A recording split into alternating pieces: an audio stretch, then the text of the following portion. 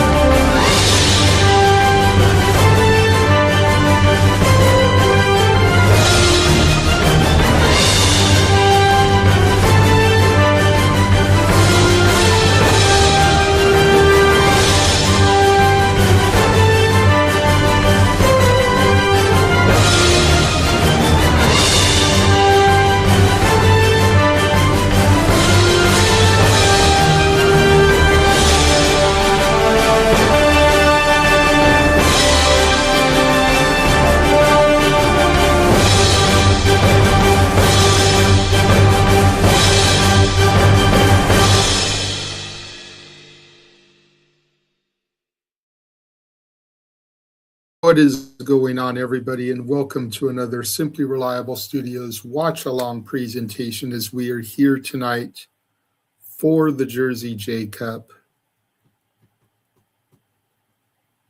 I don't know how much of that you guys heard, so I'm going to do it again. But what is going on, everybody? Welcome once again to another Simply Reliable Studios watch-along presentation as we are here tonight for night 2 of the Jersey J Cup. I am here once again, the Renegade of Wrestling, JJ Williams, waiting for my cohort who decided to sleep all the way up until literally the last minute. James Hebert is going to be joining me. In the meantime, in between time, not really sure what to do here because I don't have my cohort or anybody to bounce off of.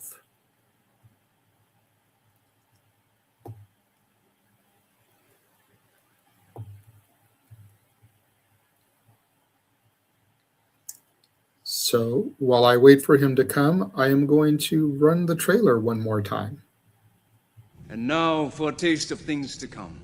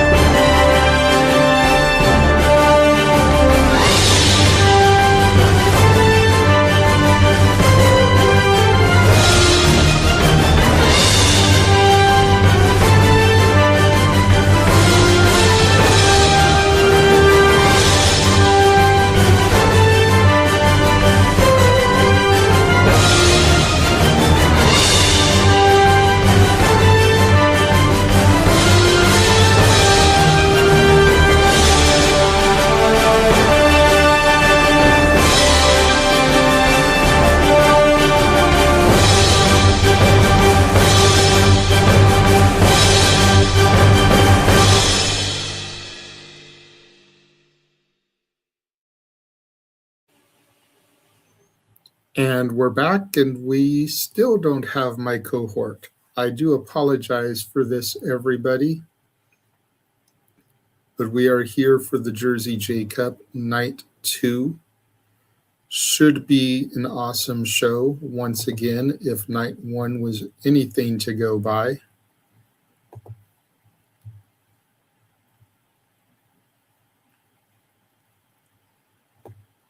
Hopefully a lot of you guys joined us. We'll go ahead. We'll take this opportunity. Subscribe to Rage of Wrestling on YouTube. Subscribe to N Foster 1916 on YouTube and follow him on Twitter. Subscribe to J Hebert Side 95 on YouTube and follow him on Twitter. Follow the WrestleFish on Twitter. Subscribe to the Casa D18 Studios on YouTube and follow Casa D18 Studio, no S at the end of it, on the Twitter. Subscribe to the Jeff Meacham Network on YouTube. Don't be a dickhead. Subscribe to Batty for Wrestling on YouTube. Subscribe to Rangers of Wrestling on YouTube. Make sure you're following the Simply Reliable Studios on X at SR Studios 2024. Lots of big stuff has been coming out on there over the last few days. And make sure you follow our partners at the Wrestle Collective. Subscribe to the Wrestle Collective on YouTube and follow WC Worldwide on the Twitter.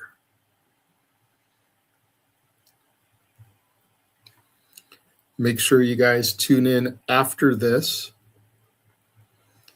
8:30 Eastern, 5:30 Pacific will be a special bonus episode of the Saturday Shenanigans, as we will be welcoming Rachel Lay to the show.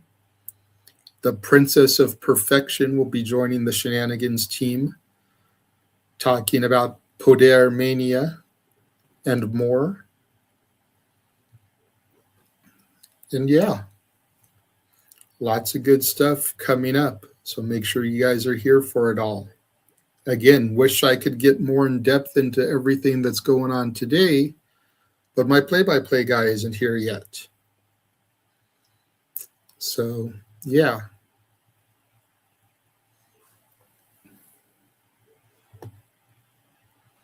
It's times like this I wish I had more ads I could run. Hope everybody is out there doing well today.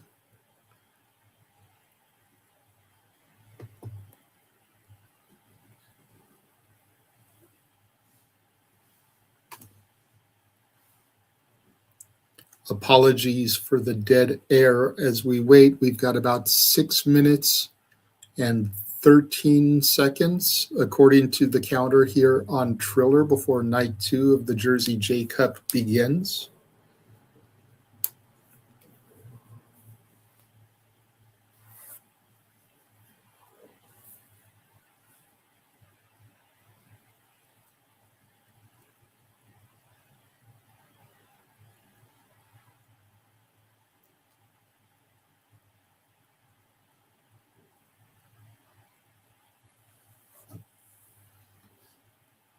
Yeah.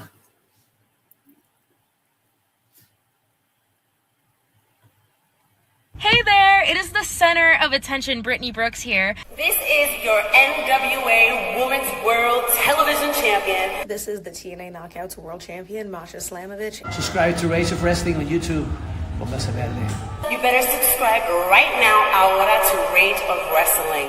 Subscribe to Rage of Wrestling on YouTube. Everybody, make sure you subscribe to Rage of Wrestling on YouTube and get them to 200 subscribers. Let's go!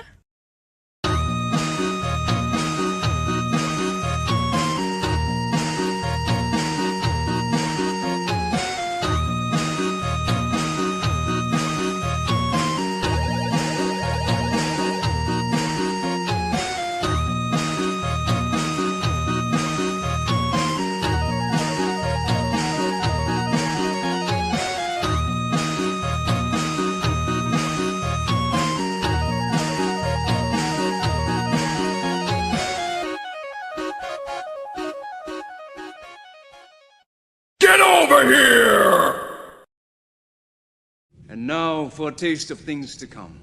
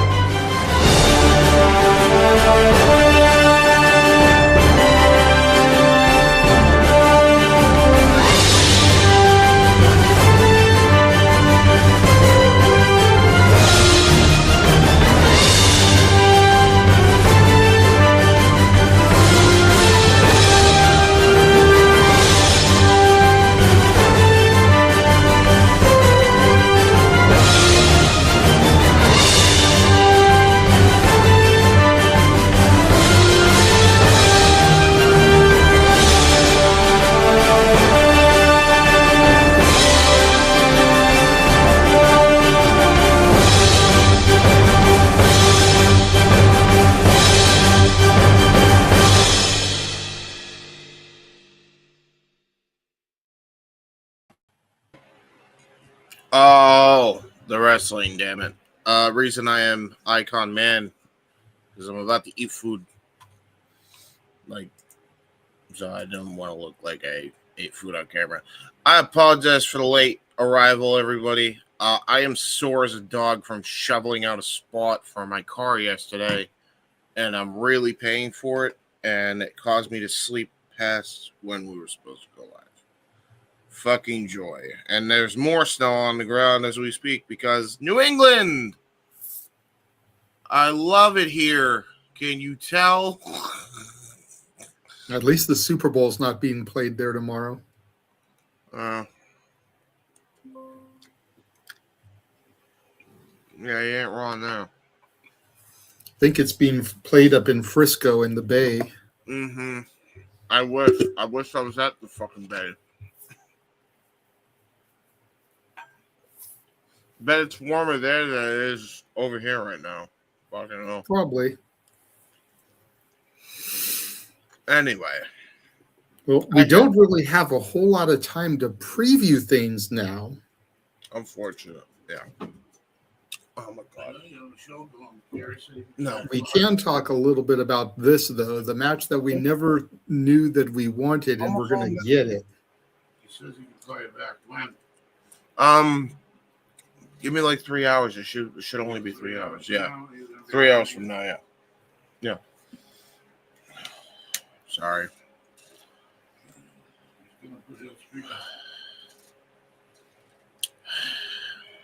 Yeah. Garrett, hold on. I don't think you can hear a thing because he's talking over. Garrett, I can't hear anything. JJ, I gotta go. Hold on. I'm sorry. I apologize. Just preview the card without me. Sincere apologies to all of our viewers. This is not like us. You know this isn't like us. I'm actually considering cutting the feed here and just calling it a night until shenanigans at this point, because if I'm not going to have help like I was told I would, then what am I even doing here?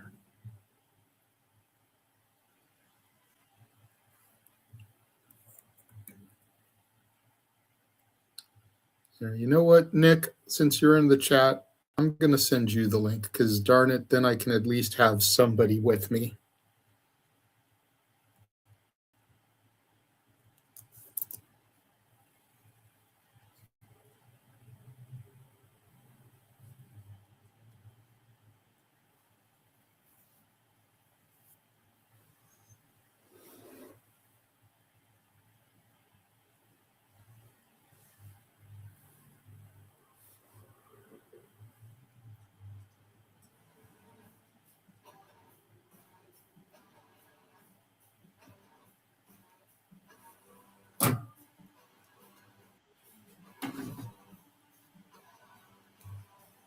Hey, buddy. At least I got somebody to talk to now. Jesus. I got you, buddy. I got your back.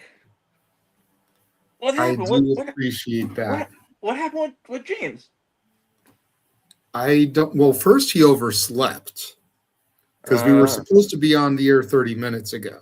Oh, shit. Oh, no. And then I went through almost 10 minutes on my own trying to stall for him, running the ad like 3 or 4 times. Oh, jeez. Then he finally gets here and he bounces out again. All right, let's do this. Hold on. I will let me get. Okay, I'm here for the record. Sorry, some people don't know when the fuck to take no for a fucking answer. You tell him, James. No, at this point, I don't care. Yeah, when I'm on the air, I'm on the air. This is getting sent directly fucking to you. You ever do that shit again, we're gonna have a fucking problem. Whoa. I love you, man, but Jesus Christ. Like, that's ridiculous. Take it easy, buddy. Take it easy. No, I'm pissed. Like, I'm already late. I already had to shovel out a goddamn spot yesterday. Now I got JJ pissed, and I'm trying my fucking best. I'm over this shit. That's why I'm here, buddy. We're here. We're good. And JJ didn't deserve that, by the way. And by the way, JJ, I fucking apologize. Because I got people who don't know how to fucking adult, and I'm paying the fucking price for it, evidently. That's essentially what's going on, and I don't give a fuck anymore. Sorry. James is crashing out, I guess. And that makes me the fucking bad guy all the time. I'm over it, dude.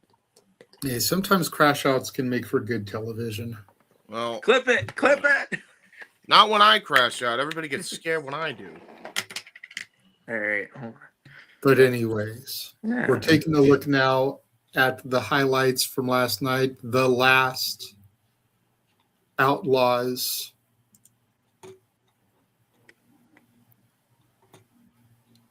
All right, let me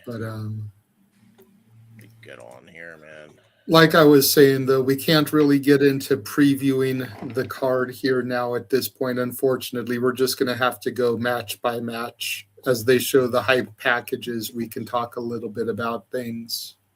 Nick, did you get to see any of last night's tournament?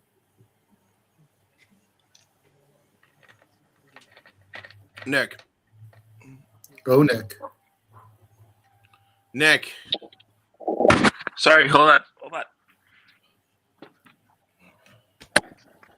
What? Just getting stuff in my ear.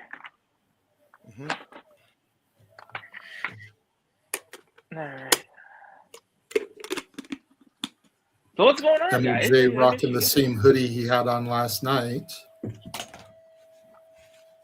You guys know I miss you guys. It sucks not doing anything for a full week.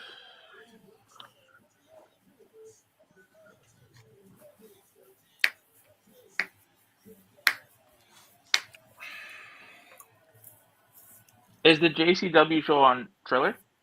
Yes. Okay. So this card was what, yesterday or today? This is night 2 of a 2-night tournament. Night 1 was last night. Oh, okay. Oh, yeah, that was the night that was what you and Thing covered. How was it? It was good. That's what I was trying to ask you, is if you saw any of it. I saw a little bit of it. Not a whole lot, just because I started a new job, so I've been like running around like crazy. I did happen to catch thanks. I did happen to catch a little bit of it. I thought it was really good. I was enjoying it. It was the tournament matches were going off. Let me just give me one sec. Sorry, I'm trying to. All right. Well, we got a first round matchup here. Or our first quarterfinal. All the first round matches were yesterday, but our first quarterfinal, man like Dereiss and Billie Starkz, the JCW champion. And we learned yesterday Billie is defending the title throughout the tournament, so this will be a title match. Man, I was thinking of it yesterday. What's his face? Sorry, man like Dereiss. He has like and I know like he has a R-Truth vibe to him, but like a grittier R-Truth vibe to him. That's what I was saying yesterday. Is I'd like to see like NWA champion R-Truth. Yeah, with like Dereiss. Yeah, like borderline R. He has the R-Truth borderline like the Pope D'Angelo Williams vibe to him. Like the way he looks, like his appearance. It's really cool. It comes off really cool.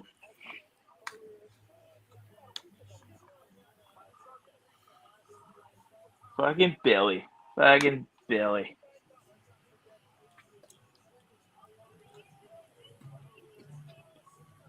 So yeah, you guys enjoyed the card. I honestly, I found it to be pretty enjoyable. If I'm being 100%, and every match last night slapped. So let me just start there. But, and I don't know if James agrees with me on this or not, but I feel like the weakest match of the night last night was the main event. Really? Yes. You know, partially because the cage was so shoddy that she had people holding the cage up to make sure it didn't fall down on people. Okay. But like every other match that we had was just banger after banger. And I'm not saying that Mad Dog and Manders didn't go hard, but just in comparison to everything else that we saw, I just feel like that was the bottom of the list. Yeah. And by the way, that's not even taking anything away from Manders and Mad Dog, who actually did have a fucking great cage match. It's just that the comedy of them having to hold the cage up, the ringside crew was funnier than shit. Which honestly still made my night very entertaining. So overall, great fucking show. And we had a laugh at the end, so you can't complain with that. I actually, like James, I kind of, I found that to be kind of funny. I was like, because we're all holding it up. See, match of the night for me was Jordan Oliver and Alec Price, though. Oh, yeah, 100%. And I figured it would be. Tag team champion partners going toe-to-toe. Really thought we were going to get 5 more minutes, and then Sinner and Saint came in to prevent that. Yeah. We're going to end up getting a tag title match tonight as a result of it. Bust in the Brain versus Sinner and Saint. But for right now, the JCW champion is dancing around with the Progress champion, is both person trying to go for that initial collar elbow to assert dominance. Billie with a gut wrench here. Looking like she's trying a German, but Dereiss just too strong for her. Yeah. Let me know when you're done eating, James, so you can take over play-by-play. Yeah, thank you. I hate being sore, bro. I hate being sore. There's a reason I crashed out, by the way. I will reveal the rest of the reasons off air. It is what it is, right? Things happen, shit happens. Uh-huh. But we're here to call the action, though. So. Yes. Billie looks like she's getting emotional early on here. Dereiss offering her his hand, helping her up.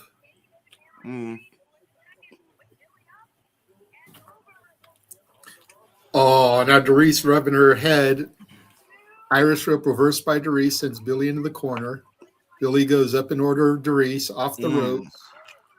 Sunset flip into a pinning predicament. Only gets a 1.5, I think. Not even a 2. Damn. Almost makes me wonder if Billie was luring Dereiss into a false sense of security as she bitch slaps him now. No, really. I think she's just stressed. I think that's all that is. I don't even think it's anything to do with, lowering or playing possum of any kind. I think she's just genuinely stressed and it's kind of bubbling over. Well, I mean, you consider what's going on Ring of Honor television. Athena keeps getting pissed at her. Yeah. And I mean, since you brought up Ring of Honor, we did in fact see her, be the subject of taking that pin, right? So it is, she has to have a good showing out here tonight. Because if she doesn't, like you said, what would Athena think? Well, and not only that, but as I pointed out, it appears as if she's defending the title throughout the tournament, and her arch nemesis, Charles Mason, has a bye in this round. Yep. He was going to take on the winner of Jordan Oliver and Alec Price, but because that went to a time limit draw, because we didn't get a set victor, he gets a bye. So if we end up with Mason and Starkz in the finals, which is something we have possibly predicted here, Mason's got an easier road, and I'm sure that's weighing on Billie's mind also. Nice jawbreaker there by Starkz to Dereiss. What good is a rapper if his jaw is wired shut? Back elbow smash from Starkz to Dereiss.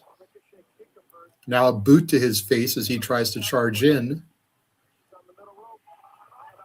Jesus. Dereiss is powerful. He is. His strength is deceptive. Billie goes for a crossbody. Darius catches her, slingshots her almost into a Sister Abigail style maneuver, gets a 2 count.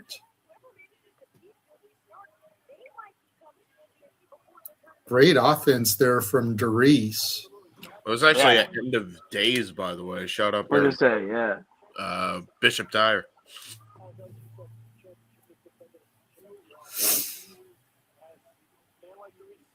Like I said, I was kind of in and out last night with the show. Did we see any violence? No, nothing too Nothing mainstream, crazy? nothing too major. Just the steel cage. Both men were bloodied. Okay. Dereiss with a sleeper now onto Billie.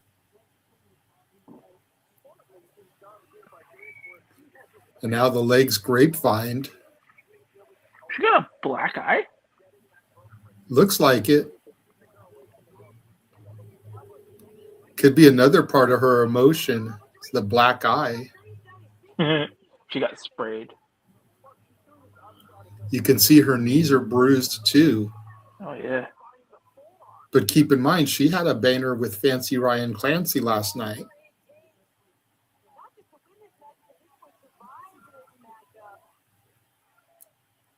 Billie biting Dereiss. Got that hold in really tight.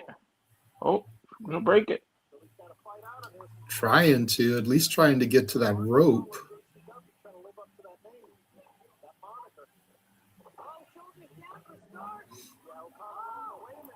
Yay, James is on camera now. Dereiss with the 2 count. Billie flips out of it, has a sleeper of her own. Look at the intensity on her face, the way she's gritting her teeth as she locks in that sleeper. Dereiss flips it over, gets a 2 count on Starkz.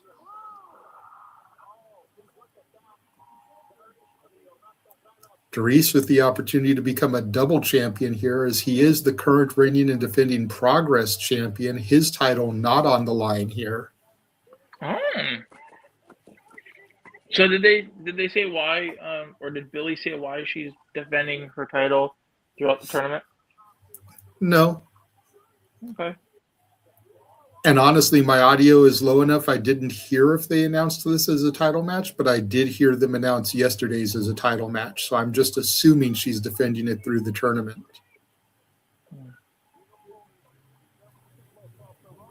Slingshot German suplex. Gets a 2 count, does Starkz on Dereiss. And the crazy thing is, like, this is the match that she had the most time to prepare for. If she wins, whoever she faces in the semis and the finals, if she gets there, she'll have 0 time to really prep for. Unless it's somebody that she knows really well. Kick to the gut there from Dereiss.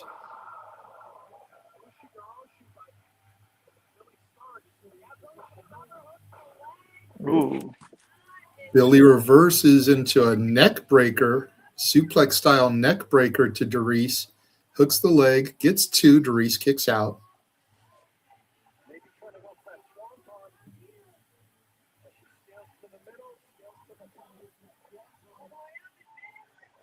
Billie climbing up to the top rope. Dereiss up, step up in Seguri, catches Starkz.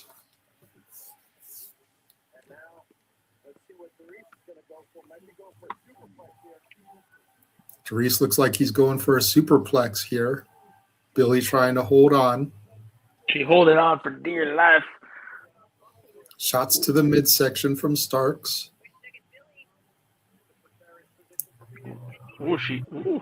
Slides out underneath him. Now Billie Starkz has him set up, looking for a power bomb. Geez, she's strong. Jesus. Gets it. Gets 2. Dereiss kicks out. Can't believe she, like, Dereiss is not a small guy. He's a big boy. The fact that she carried him on her shoulders, like, that's him. Damn, Billie.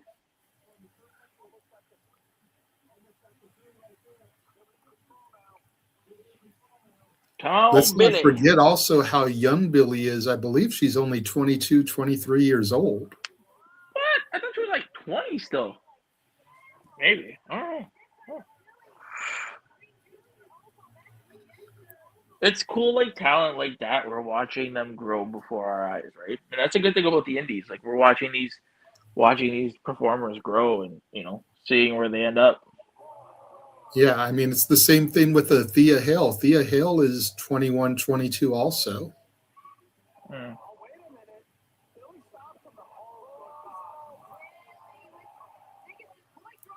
Now she's got Darius up on the shoulders once again here. Both of them on the ring apron, precarious position. Darius slides off. Darius dumps Starkz on the ring apron. You're muted, by the way, James, still. So if you're saying anything, we don't know what you're saying. Oh, God. Fucking damn it, bro. I'm over it. I'm over it today. I was looking forward to this show, too, and I'm, like, all fucked up. That's okay. That's why I was on the chat, and that's why I saw it. That's why I was like, oh. Yeah. Billie going up to the top rope again. Swanton bomb. Darius gets the knees up, though. He's got Starkz set up. Power bomb. Stack gets 2. Billie kicks out. Darius steps through, gonna lock her in the sharpshooter. Oh no! Don't do it, Billie. Don't do it. Yeah, Billie ain't gonna tap here. She's too resilient. Too resilient for her own good, some would say. Darius has her center of the ring, though. It's going to be a long drag to get her to the ropes. Fingertips away. Darius drags her back to the center.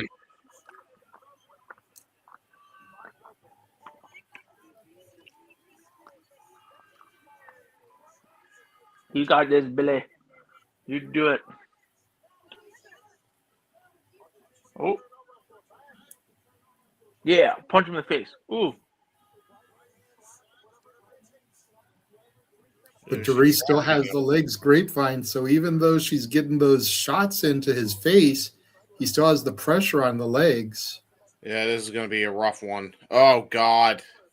Oh, that's a rough way to get pinned here. Look at the way. But she still has a shoulder up.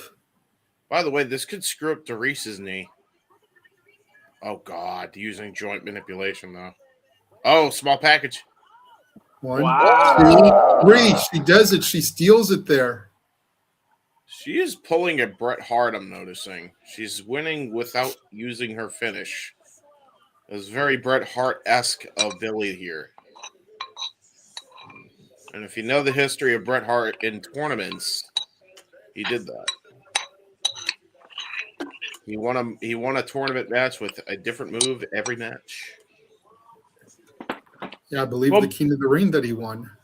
He did that. Yes. Billie's pretty crafty, so I can see that being the case. Yeah. Billie's pretty crappy is crazy.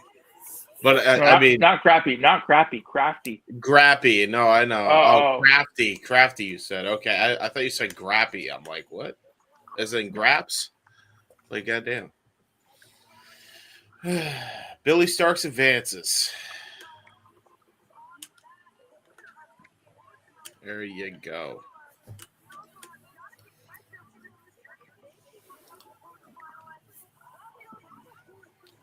Now Billie's going to take on the winner of KJ Orso versus Vengador. Yeah. Oh, excuse me. Mason's got to face the winner of Gresham versus Darian Bengston. Gee, imagine. Based off of the story I think they're trying to tell here, I think it's going to be Billie versus Orso in the semis. Yeah. Yeah, she's got a rough night ahead of her, man. Mm-hmm. I mean, to be honest, either one of those competitors, Vengador or KJ, I would not want to face right now, especially for the title, because both competitors are world class right now.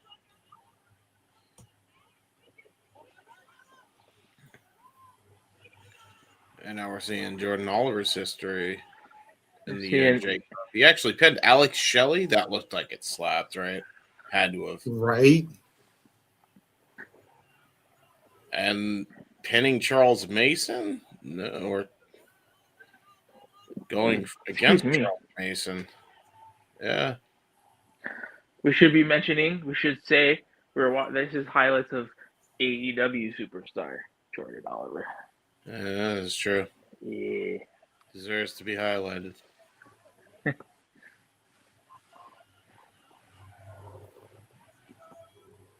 Ugh. And then Joey Janela. Oh, wow. He defeated a lot of people here. Hey, that's Speedball Mike Bailey. Uh-huh. Speedball. Oh, this looked like it fucked too, huh?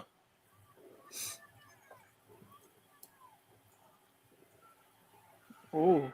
Yeah, I kind of really like that. I want to see these matches now. That's the thing. They know how to advertise matches. Well, whatever year this tournament was, I want to see this tournament now. Yeah, I agree. Oh, there's a save with Conrad fucking ad though, right in the canvas.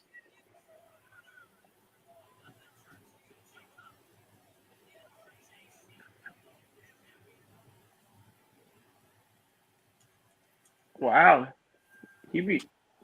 Jordan beat some heavy hitters. And wow. Yeah, he did.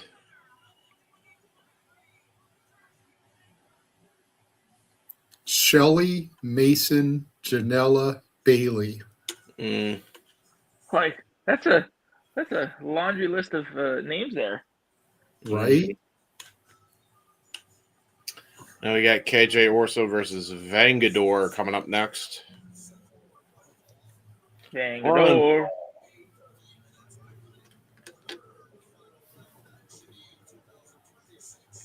It feels so weird watching.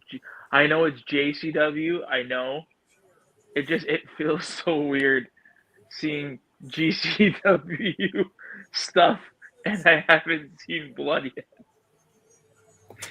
Well, in all fairness, it's a sister company. Yeah, it's different. It's different. Yeah, I know. It's not really that different to me. I mean, well, no, this is it. You can tell. There's just more graps than usual. There's more actual wrestling matches than just hardcore violence. You can tell that JCW is like the wrestling side of GCW. Right. Vengador had a great, impressive showing in the Six Packs match that got him to advance. He had to literally beat five other men already, including Joey Janela.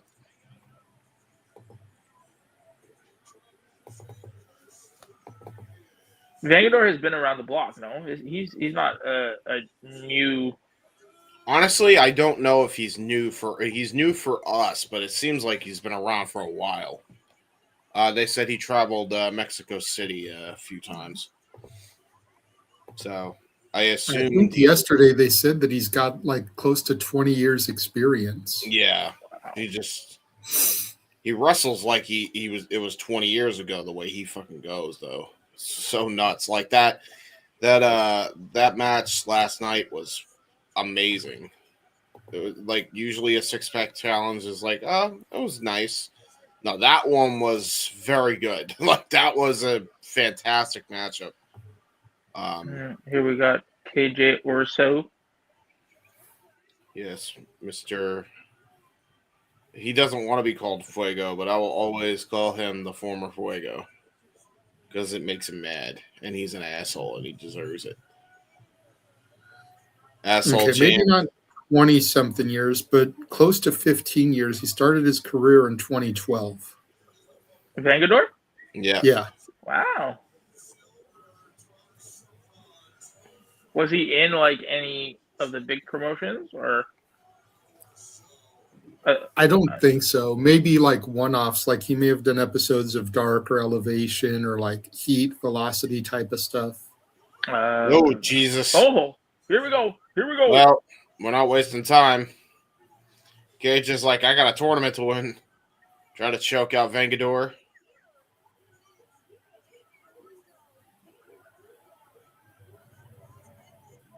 I feel like I know I hate calling him KJ Orso. He'll always be Fuego, but I feel like he would do some great things in like TNA. I really hope his appearance at Genesis wasn't a one-off. Yeah, I agree. I agree.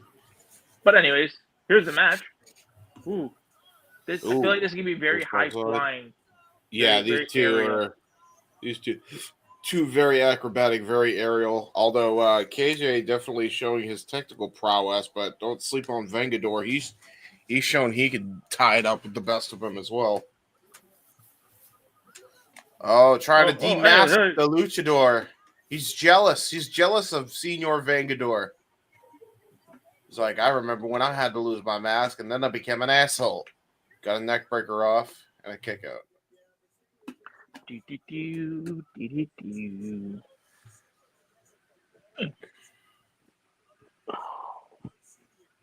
Drop Kiku. Right to the upper back, into a cover. There's two, and a kick out.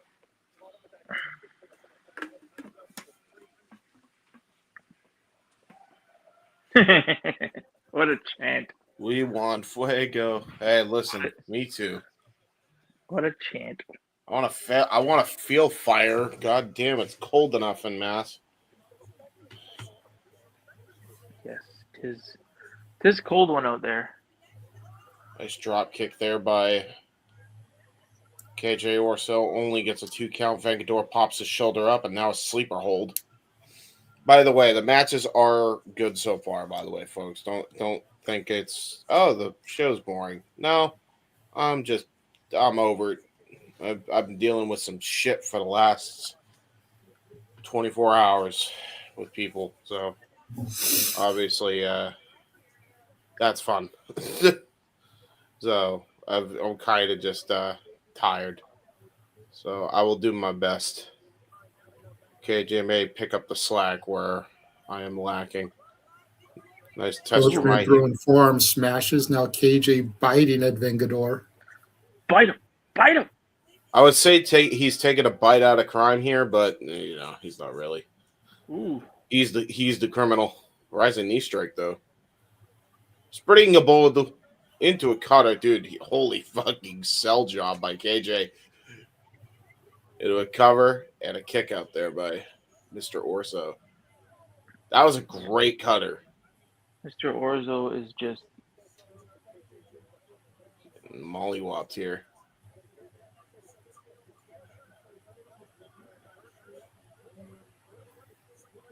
Fuck him up, Vengador. Fuck him up. Ooh, good chant. See, that's a chant I approve of right there. That's a good one. We need more original chants. What's up, Charles? Ooh, tried to go for a Dereiss and got caught with a face buster. And a kick out there by KJ.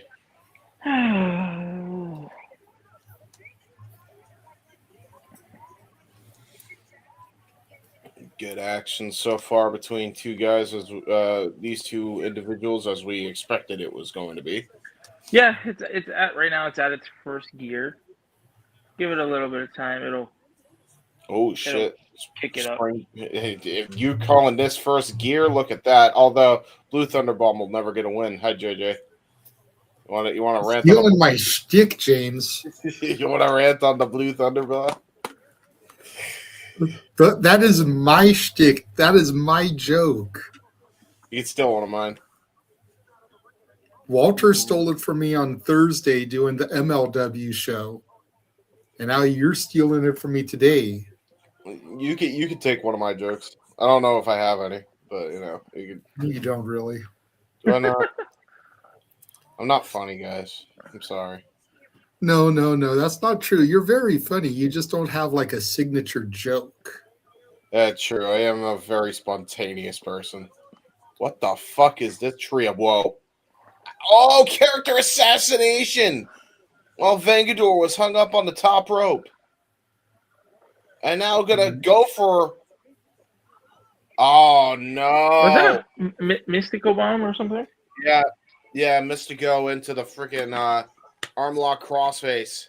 La Mystica. That's yeah, La Mystica. Yeah. Great move there by KJ, rolling Vengador back to the ring, getting him away from the ropes. Mm-hmm. Be a perfect positioning here for a tap. Vengador shifting his body weight, gets the pinfall attempt, only a 2. Mm-hmm. Oh, look at these pinning combinations.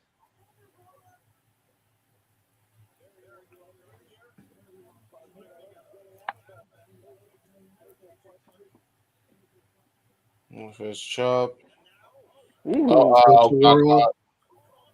Oh, great counter with a Hurricane Rana, though, by KJ.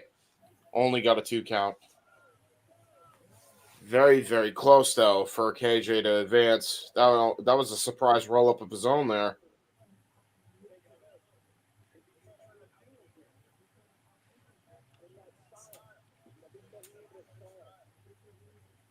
Now both men getting up.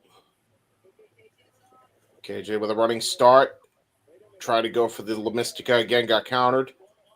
Vengador reverses, tried to go for a Lariato. Countered. Almost trying to go for a $1 Million Dream, got countered with a back elbow strike right to the jaw. KJ running it, start again. Oh, nice counter into the DDT. Cover 2. Kick out there by Vengador. KJ kind of the look of shock on KJ's face. You got what the hell? Well, we got to do to beat this guy is what's going through his head. At this point, he can't get frustrated. I would just keep the momentum against him here. Just keep going against Vengador here.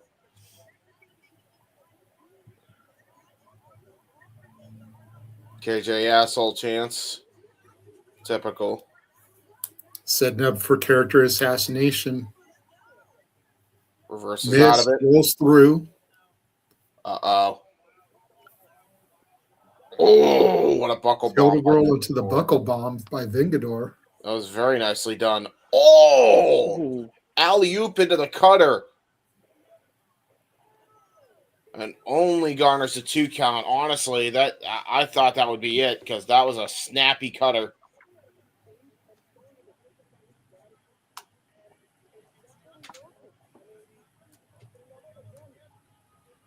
Vengador teasing that he's going to fly here. Yeah, he is. Oh, was going to try to go for that moonsault that he did last night. KJ immediately cut him off at the pass and made him crash and burn into the canvas. Brilliant. KJ really playing to the crowd. Oh, took too much time. Oh, and Sugiri, to your point, Nick, I think it may have cost KJ there. Oh, God. Electric chair from the middle rope. That's dangerous. Oh, that's dangerous as hell. He's going to try to go for an electric chair drop here, Vengador. What the hell? Electric chair into a German suplex. That's insanity. For an Omega. Oh, driver got countered. Oh, no, he masked him. Super kick. KJ, you bastard. Character assassination. And the mask fell off with the character assassination. Oh, you're a bastard, no. KJ. What a You are a dickhole. bastard. Hey, do what you got to do to win. It may be dastardly tactics, but, you know, Billy's got to be careful for people like KJ. Now she's got to face him in the next round. If he was willing to do that to Vengador, what is he going to be willing to do to her? Yeah, exactly. Crowd is there's a kid doing the less than hell out of pleased. KJ. Kid is not happy. Good match, though. Very good match. They had a false finish into the real finish. Ooh. So you know what? I'll be right back, gentlemen. I gotta use the bathroom because I'm dealing with shit. Not literally though. Not literally. I'll be back. Okay. Just me and you, buddy.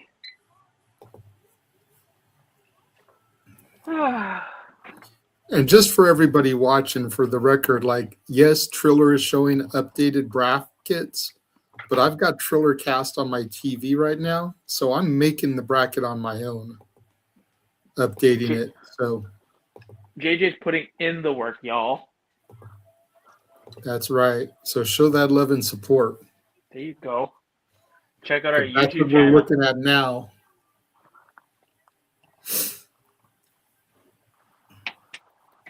I'm going to assume the next match is going to be Gresham and Bengston.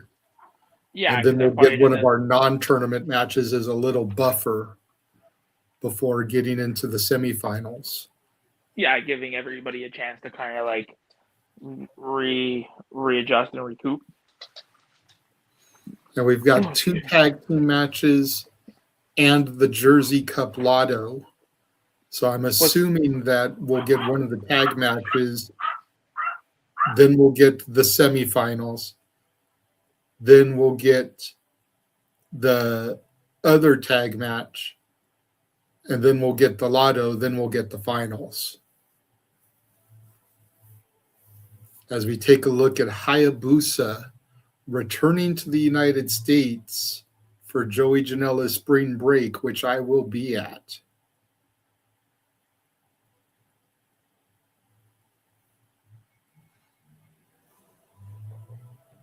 There's a lot of shows that this year the SRS are going to be at, no? Oh, yeah.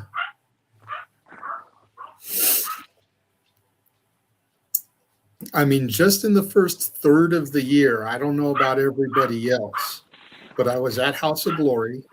I'll be at GCW this coming weekend, a week from tonight. I'll be at AEW Revolution, and I'll be at a good number of the shows as part of GCW's Collective in Vegas. What happens come May and beyond, I don't know.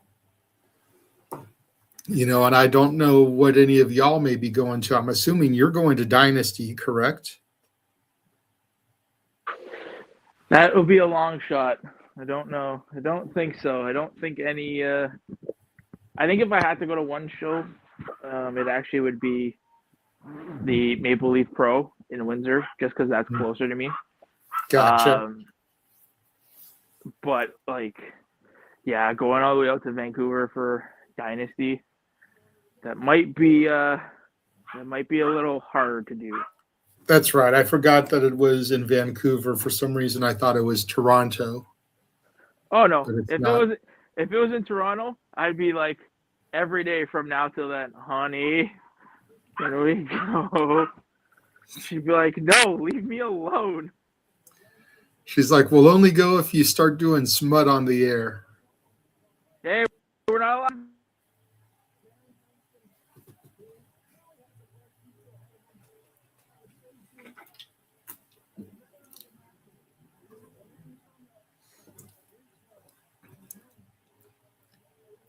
Darian Bengston making his way to the ring now. Dude had a hell of a match last night.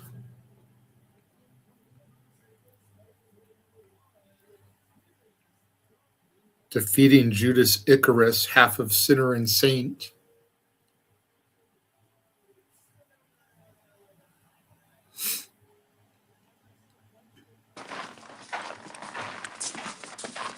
Hold on, JJ, I can't hear you, so I gotta back out and go back in. Okay.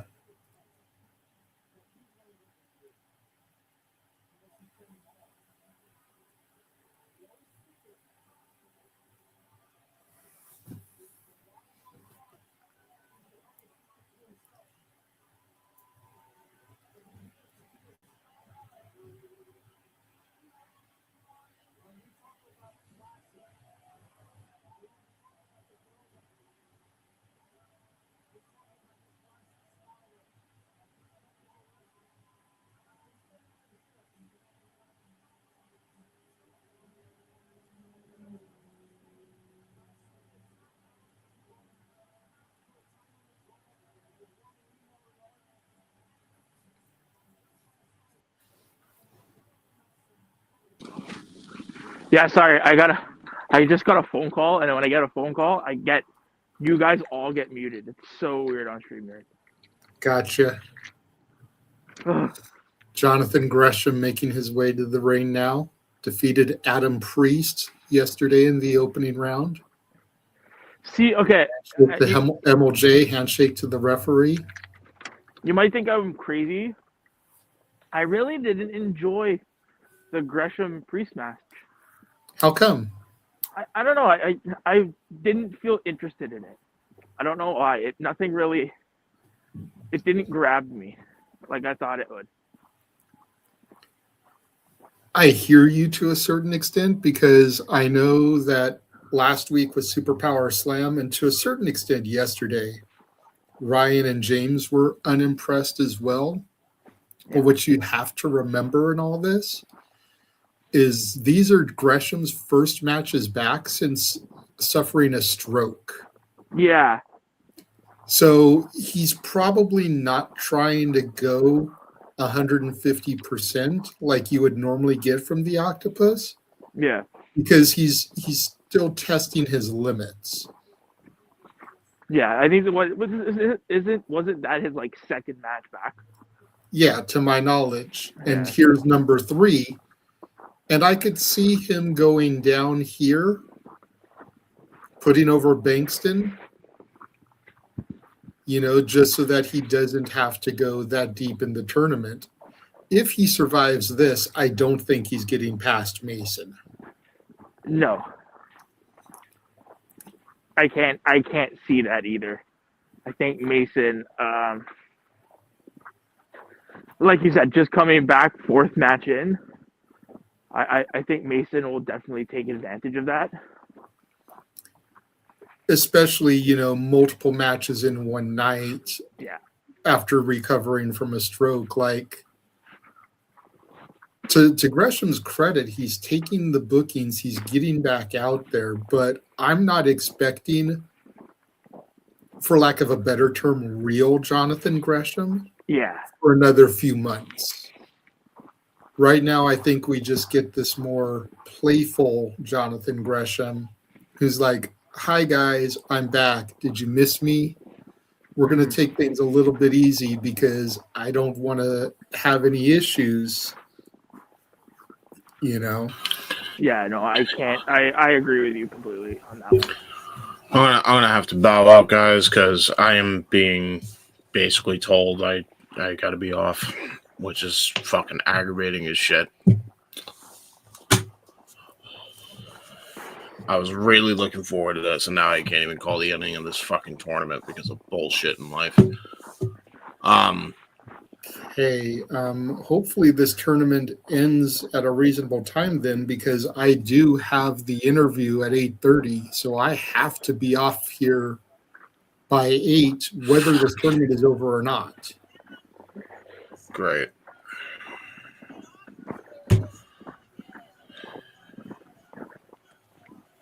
Well, we make it work, gentlemen. We make it work, right? No, maybe not. Maybe not today. Maybe not today because people in my fucking life are aggravating as shit today. And so is the goddamn weather.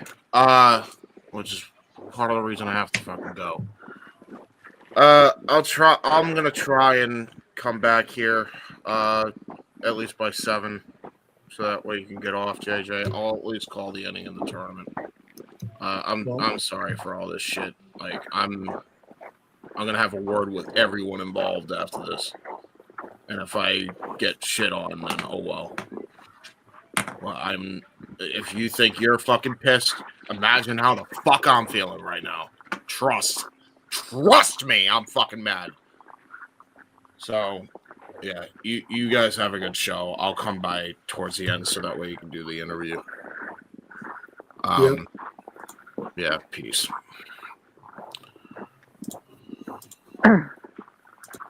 All right, and then there were 2. So, JJ, you were talking about an interview. What in the world are you speaking of? Well, good sir, we have the first of many interviews that are going to be coming up here across the Simply Reliable studios today. Again, 8:30 Eastern, 5:30 Pacific, with the Princess of Perfection, Rachel Leigh. Yes. That is going to be a fantastic. You guys are going to have boatloads of fun. I hope so. I hope it's a good interview, you know. Yeah. And that's not even going to be the regular shenanigans. We're still going to do the regular shenanigans at its normal time. We just moved this up and kind of separated it from the shenanigans per our guest's request. She was hoping we could do this a little bit earlier. As always, we accommodate her, so, you know. Yes. And he said, sorry, I didn't realize. You said this was a string of interviews? Tell us more. Nick, you're pushing it. Sorry, buddy. I tried. But yes, we have quite a few of the women of Poder Mania coming to the Simply Reliable studios, including two names yet to be announced. One that'll be announced after the Rachel Leigh interview, and it is, to date, the biggest name that we have ever announced for a Simply Reliable Studios interview. Oh, I'm excited. You know, there's a couple people within the circle that know who the announcement is, but even Nick does not know who it is. Oh, I don't know anything, guys. Which is why he keeps trying to fish out of me, because he's hoping I'm going to slip up and let it out. But JJ is tight-lipped. He will not divulge the information. Nope. Because Nick has a big mouth. So I ain't telling him until I tell everybody. I mean, we might have ran into that instance of me being uber excited once before. Yeah, you know, not even letting me post to social media the announcement that I made, beating me to the punch. Ladies and gentlemen, I am excited to be a part of this journey. I am excited of what we are doing. Y'all should come and enjoy in on everybody's excitement. We are doing big things this year. 100%. Between today, February 7th, and Saturday, April 11th, there are only 2 Saturdays that I currently do not have interviews lined up for. One of them being next week, because obviously I will be at the GCW show, so I won't be around to do an interview. And the other one, ironically, is a month later on March 14th. Now, that date still could be filled. I'm still trying to reach out to other people. But every other Saturday between February 7th and April 11th, every single Saturday except the 2 dates I listed has an interview lined up. Well, that's good. Listen, I joined in late last year, and honestly, it's been a fucking blast, and we are just getting started. We are just at like the tip of the iceberg with this shit. Yep, and I'm hoping that all these interviews go well, that these women have a fantastic time on the show, so that when I get to Vegas, I can network with some other people and continue to fill the calendar up with more interviews for us. So yes. Great chain wrestling here. Let's not forget we do have a match going on. Yeah, sorry, between Bengston and Gresham. I am notorious for going off tangent, people. Let's get back on it.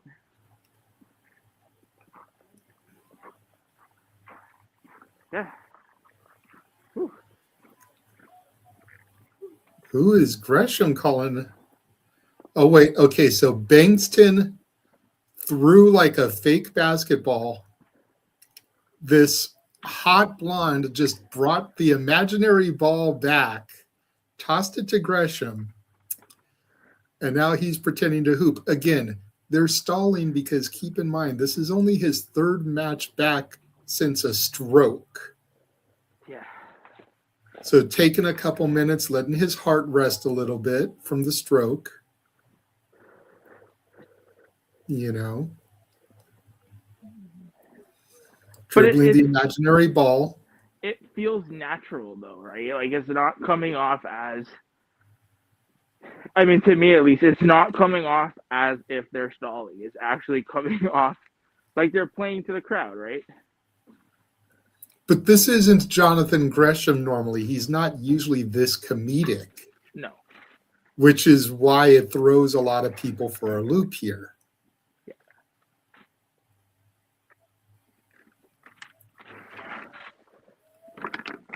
Now dribbling the imaginary ball between his legs, sets up, goes for the shot. Bengston smacks it out of his hands. No, no, no.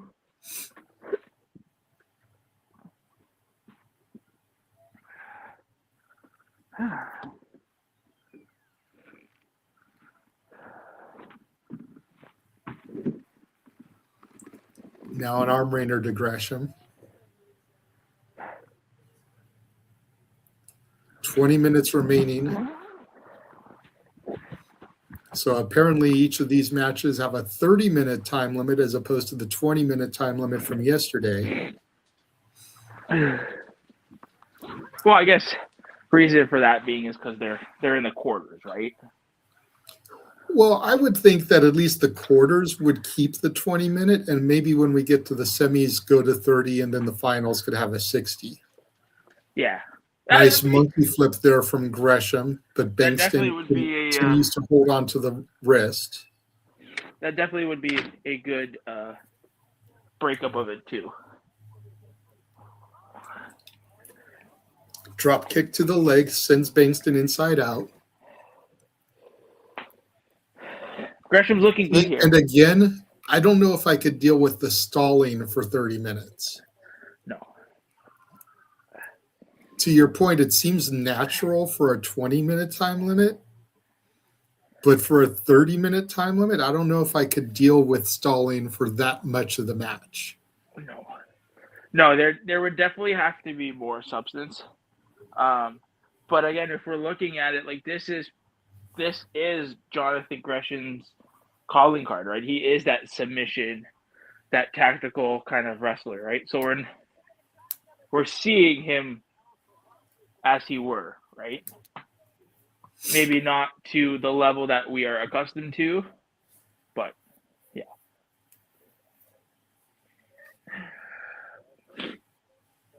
Bengston with a neck crank on Gresham. Gresham trying to get it broken. Bengston using his size to his advantage.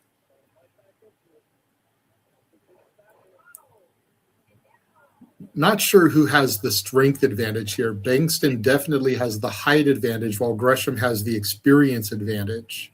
Yeah. Still slightly unfamiliar with Bengston to know what his strength levels are, but Gresham is a strong MFer. Yeah. And physically Gresham looks good, right? You think that time away from suffering a stroke, you'd kind of lose a little bit, right? But he seems like physically he looks good. Right, but we say all the time there's a difference between being in shape and being in ring shape. Yes. Yes, there's definitely. You can go to the gym, do the Stairmaster, do the bikes, maybe do some light weights, and make sure that you don't lose your physique. But you still need to be bumping, running ropes and everything, making sure your cardio is in good condition to be in ring shape. Yes. And we've seen on countless times, when you're not in ring shape, things can happen, right? Mm-hmm. A wrong turn here, a wrong flip here, right? Gresham gets a 2 count. Bengston goes back to the arm. Nice seatbelt pin there, gets a 2 count. Going to start getting things a little bit fast-paced here now. Gresham goes for a crucifix pin, gets a 2 count. Another crucifix pin, this time hooking the leg, still only gets a 2 count. Leg trip by Bengston. Ball in. And Gresham again looking for where the ball went. Crowd chanting air ball. Yeah.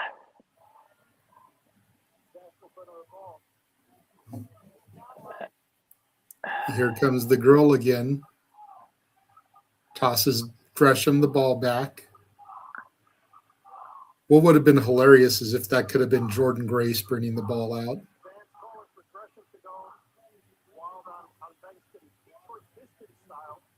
Okay. This is, yeah. Referee perched on the turnbuckle, making the basket now for Gresham to shoot into. So I checks the ball to Bengston. Hold on. Let me call this. Bengston dribbling the imaginary ball now. Gresham shoots in, tries to get the ball. Bengston hot dogging. Slam dunk on the referee. And now Bengston helping the ref down. Goes back to the match. Figure 4 leg lock applied. Rolls it over. That would have been cool. But he's wearing a soccer jersey. Oh! And Bengston taps. Wow. Gresham just won this via submission.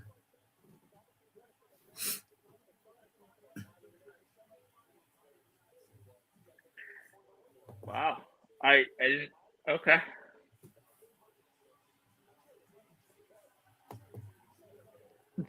Okay, so just my 2 cents.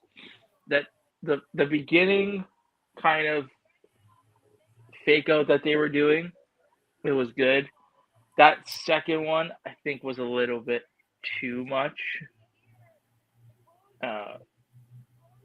Yeah.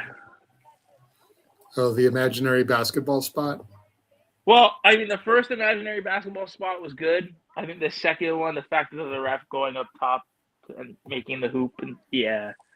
I thought that made it a little bit funnier because now they're getting more involved. It's like, how can we make it different from the last time?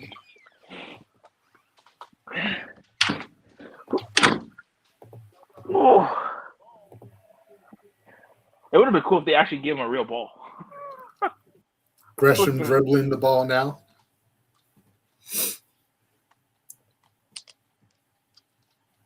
Checking the air and wind.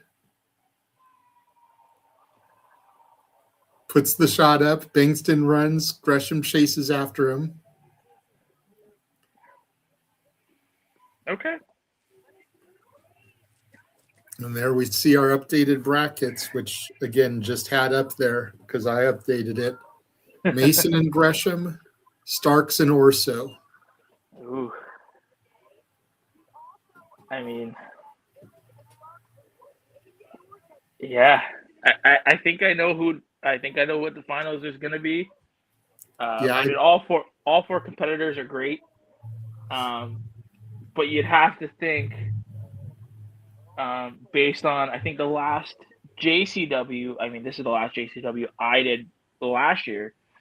We had that main event where it was Charles Mason versus Billie Starkz in was it I Quit match? Mm-hmm. So I feel like they'll run that back. 100%. I agree. Because after losing an I Quit match, like, how do you justify Mason getting back to the title?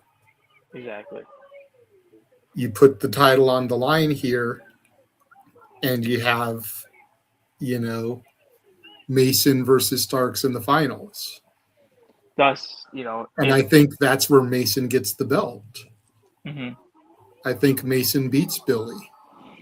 Yeah. Because if Billie wins again, yeah, Mason needs to not come anywhere near sniffing the title until Billie loses it. Yeah. And I mean, we know Wrestling 101, right? How is Mason gonna get his win back, right? Mm-hmm. So we And could then be the other wrong. thing, and then the other thing to think about, and this is something I mentioned yesterday, you know, the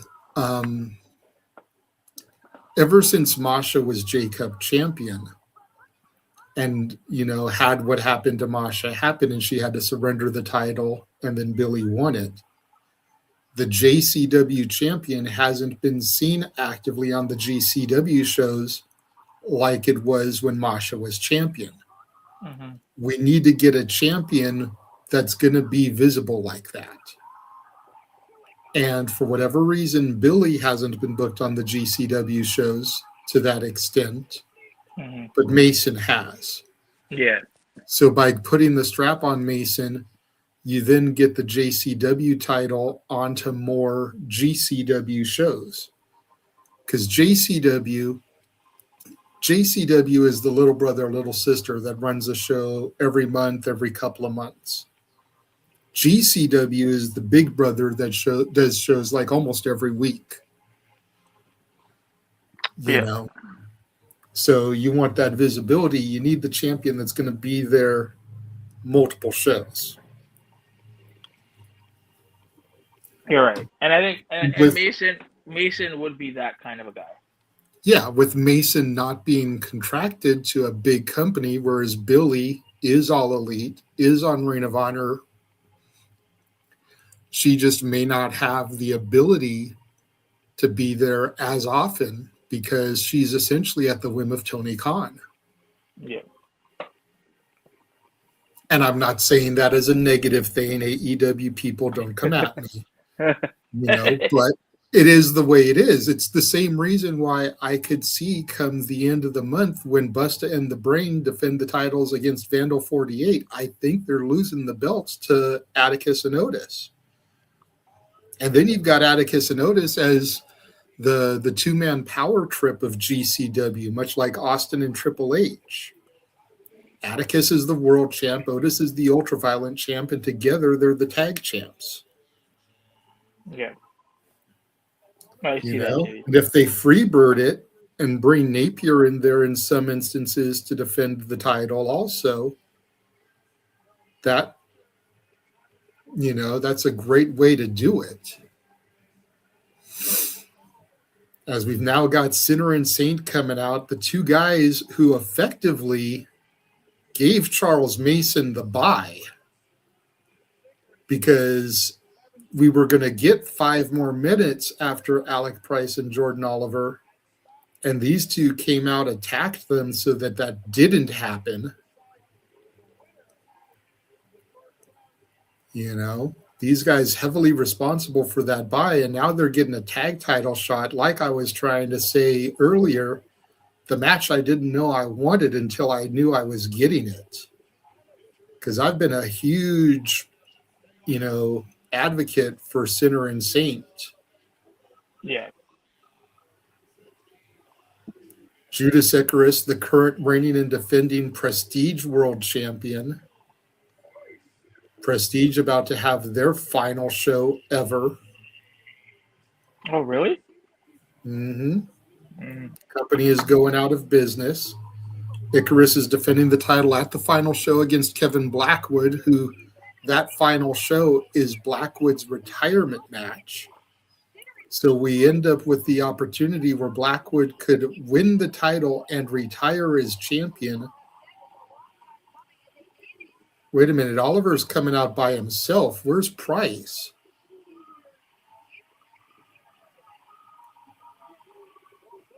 No. Oh, wait, he's the Brain. Price is behind him. Flying crossbody by Price takes out both members of Sinner and Saint. And the boys are wearing new gear. They are finally. Last night they wore the purple and the orange, but tonight they're in black and silver.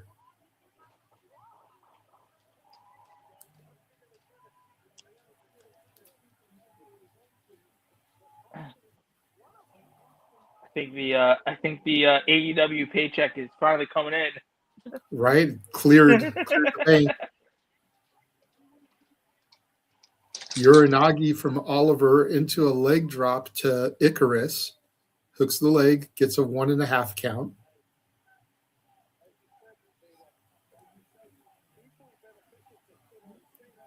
It's not coming through on my feed. You can't hear it, right? No. Okay, good. Price with the tag in. Double leg stomp to the arm of Icarus. Nice double team maneuvering by Busta and the Brain. Oliver getting out now. Is this their first tag team match of the year? No. Okay.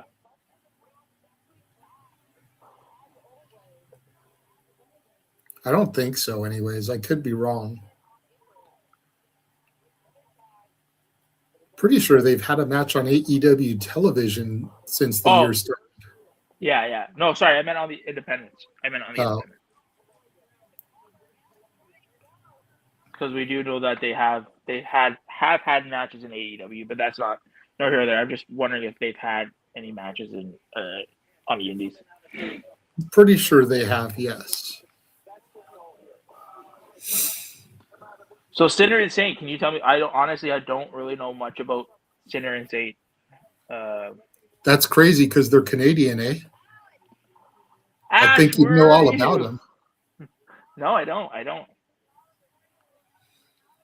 Sinner and Saint, Judas Icarus, Travis Williams. Travis Williams is the bald one. Icarus is wrestling barefoot with kick pads a la Mike Bailey. Former TNA stars, don't know if they're still part of the company or not. Former members of the Northern Armory with Eric Young.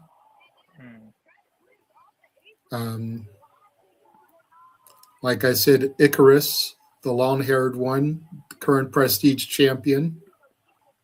Both men lost their first-round matches last night, unfortunately. Travis Williams was in a huge six-pack match. Icarus lost to Bengston. Yep. Vengador, the winner of that six-pack match that Williams lost. Okay, so they've been around, these boys. Oh, yeah. When I first started getting back into TNA, I really was a fan of these guys. And unfortunately, they just were not getting the respect I felt they deserved. Them in the good hands, Jason Hotch and John Schuyler, now at the great hands, part of Mustafa Ali's Order 4. Both of those teams were ones that I really saw good things in, and they were always just kind of used as jobbers. I made the comment yesterday, I always prefer seeing their indie stuff because they're treated with the respect and dignity they deserve on the indies. Yeah. As is evident here, getting a tag title shot against the Simply Reliable Studios Tag Team of the Year last year.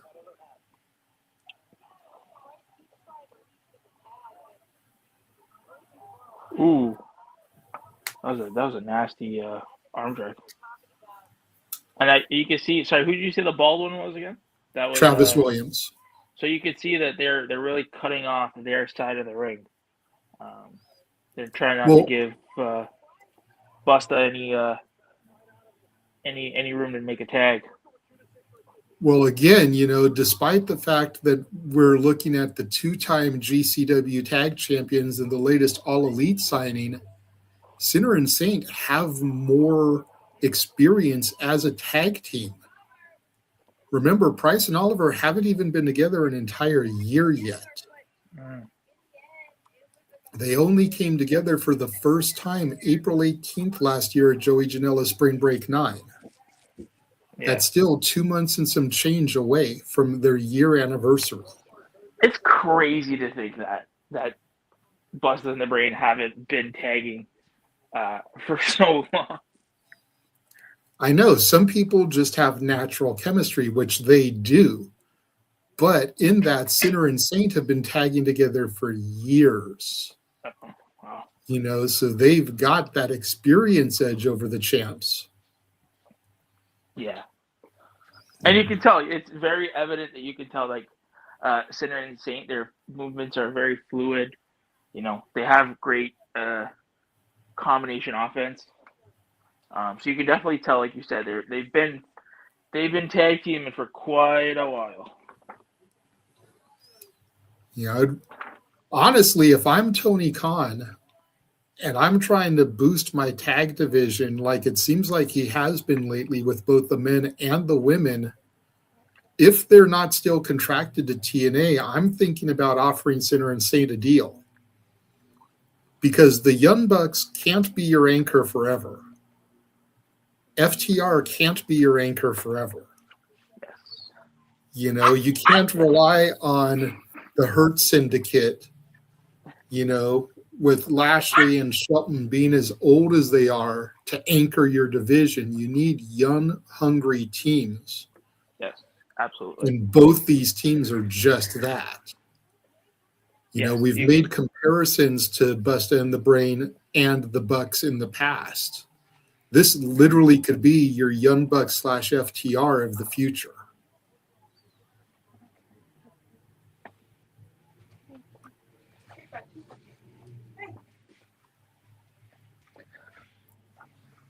You know what I mean?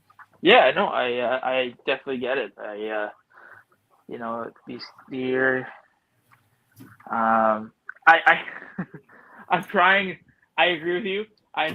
You know me, when talking about this stuff, I can go on forever talking about. And I appreciate you not. Let's not go down the rabbit hole, and let's not go to your brand split gimmick, because we don't need to go there. But yes, I agree with everything you said. I do. I'm pretty sure all four of these guys are under 30. Yes. You know, 27 and 26 respectively for Price and Oliver. Oliver, the younger of the two. Yeah. Not sure about the ages of Williams and Icarus. Mm-hmm. Went for the super acid bomb. Price went flying. Williams with the arm submission. Double kick to the midsection by Busta in the Brain on Williams. If you guys know me, you guys know that I could talk about AEW and rosters and all this shit for hours. That's why I'm trying not to. But yeah, like I said, I agree with everything you said. You know. Yeah. Yes. Flying knee to the back of Oliver by Icarus, and then a slingshot to the outside. Williams, great suplex on the Price, goes for the pin attempt, gets two, kick out by Price. That was a great rolling. It was like a rolling suplex. That was actually really nice. It was a good move.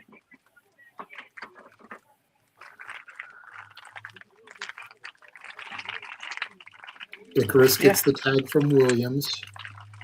Busta still in the ring.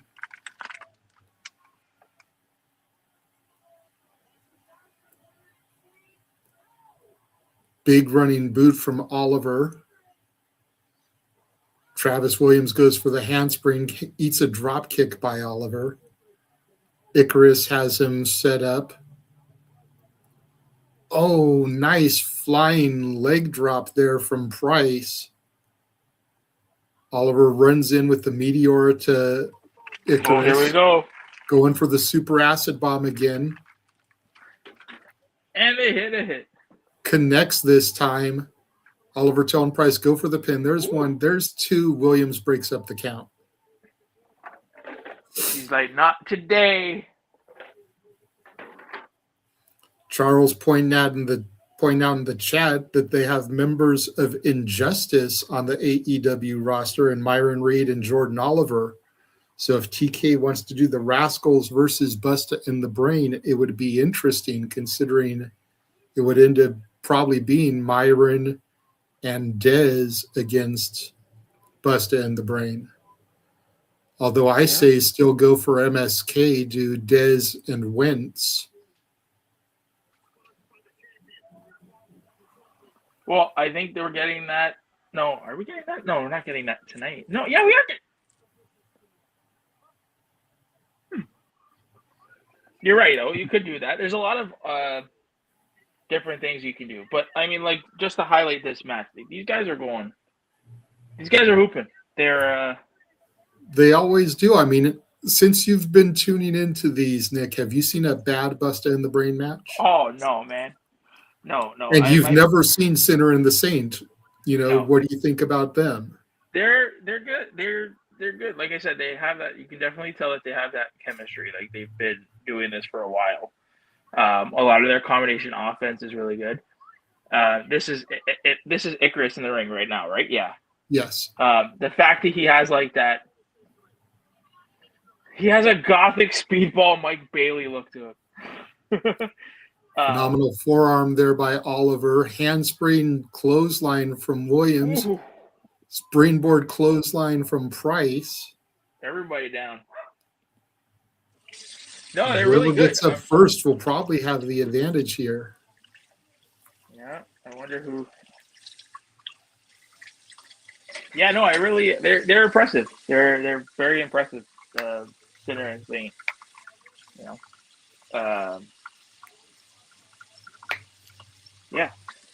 Oh, who's up first? Oh, Busting the Brain up first.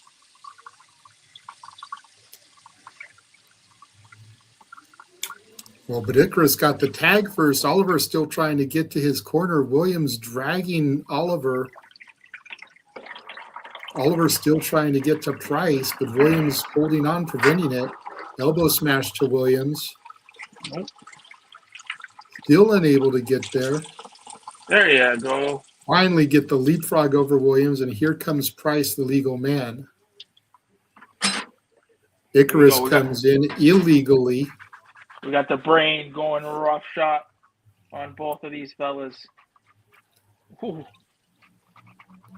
Price getting ahead of steam here. Nice spinning back elbow. Drops Icarus. I can't wait.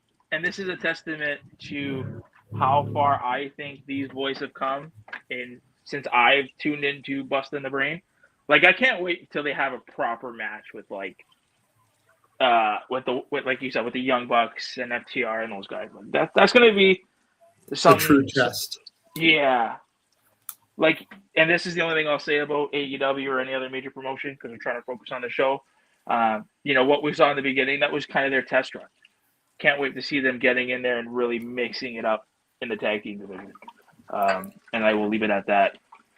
See, it's okay to talk about it if it's relevant. We have two AEW superstars in the ring.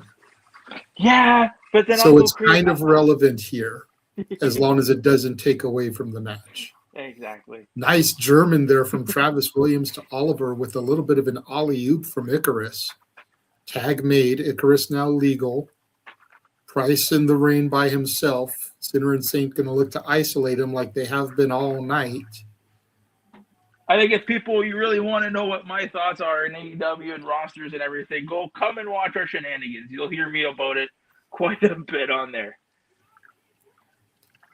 Oliver got the leg of Icarus, wasn't able to get the double team moves.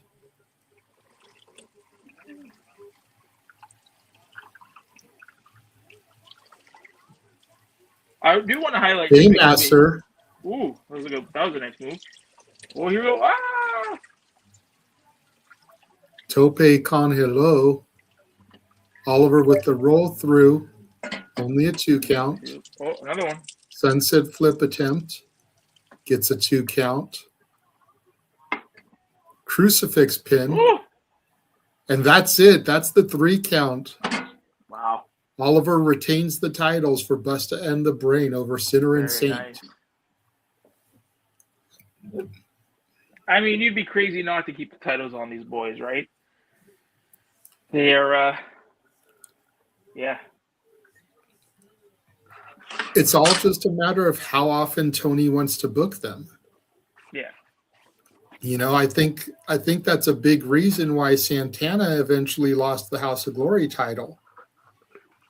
When he really started making his run to the title, he had to lose the House of Glory title because he was going to be doing more for TNA. Yeah. If Tony is going to be booking these guys heavily going forward, especially as we get into like Revolution and Dynasty and Forbidden Door and Double or Nothing, They may when the not be calendar able to really make the picks up. GCW appearances as frequently, which is why I say February 27th, when they fight Vandal 48 for the belts, I could see Vandal 48 taking the titles. Yeah, because that's really where, and a lot of another thing I'm going to say, a lot of people, oh, AEW is boring and whatnot, and they're not doing this and other. We're still early in the calendar year.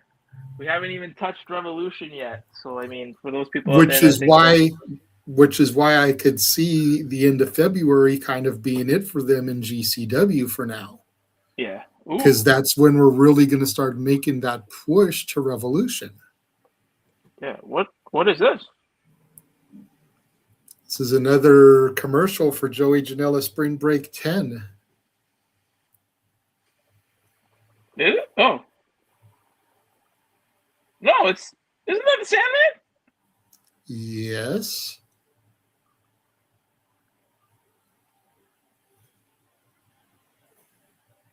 What does Sandman have to do with Joey Janela? Just keep watching, bro. Oh, shit. Okay. All right. I'm surprised you didn't know about this already.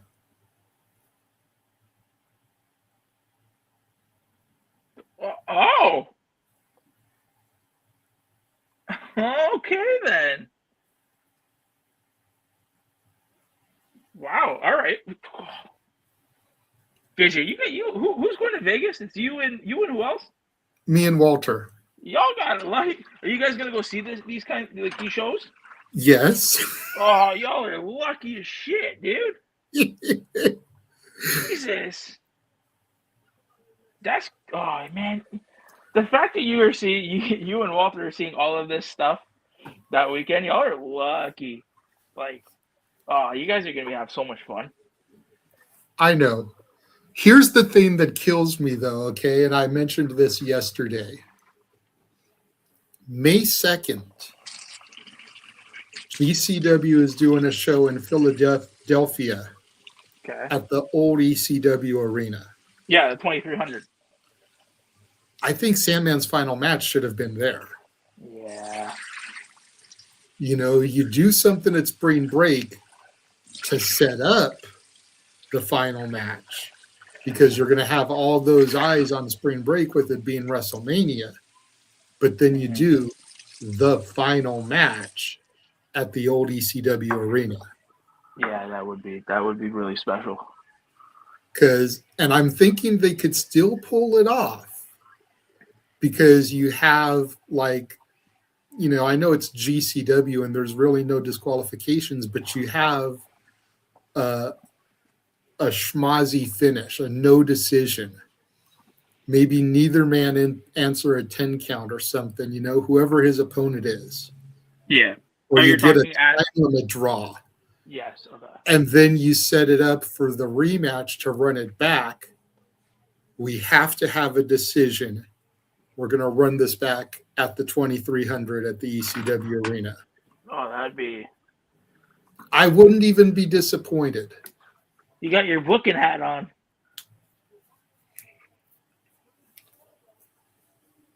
No, that would be actually...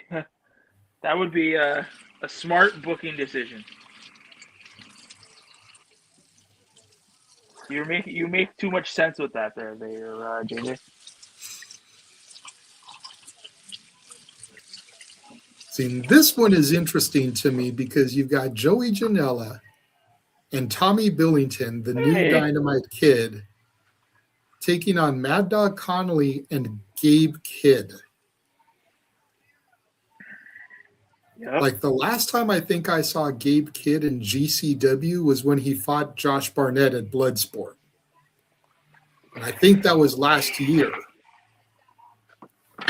Gabe Kidd isn't a guy that usually does the GCW loops, so I'm impressed that they got him for this. It almost makes me wonder if they're going to use this as a way to set something up for Spring Break. Yeah, and have Joey Janela versus somebody. Yeah, that could be a case. Have Joey Janela versus Gabe Kidd at Spring Break. Because if they were going to do Janela versus Sandman, I think they would have announced that.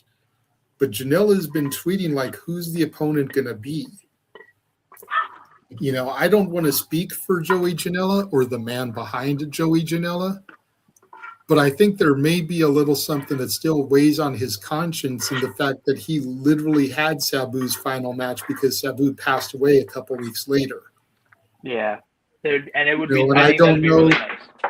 You know, I think some of that still kind of weighs on him, so I don't think he really wants to have the Sandman's final match. Even though egotistically, since it's Joey Janela's spring break, it would be very easy to just book himself in that role. So maybe do Janela versus Gabe Kidd so that somebody else can have the match against the Sandman. Whether it's Tremont, whether it's someone like a Too Tough Tony from Juggalo Championship Wrestling, which Juggalo Championship is going to be part of the collective. Too Tough Tony comes to the ring and pours alcohol in the fan's mouth, much like the Sandman used to do with the beers. So there's a little bit of similarity there. You know, there's a few different people it could be. Maybe it's a Bear Bronson type. Yeah, I can see Bronson doing it. But I think if it was going to be Joey, they would have just announced Joey Janela versus the Sandman. Yeah, but who knows? Maybe it goes to your point where you said, right? They do something at spring break where it's not his final match, and they just set up for the ECW arena. I feel like because that'd be just wasting a monumental chance at something special. Yeah.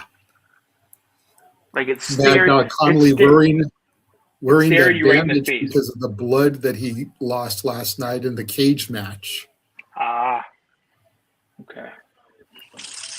Gabe Kidd with the tag goes right after Tommy Billington on the ring apron.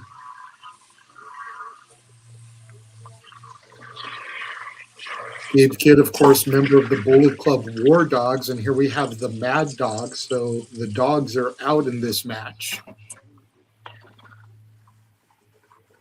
Yep. And if you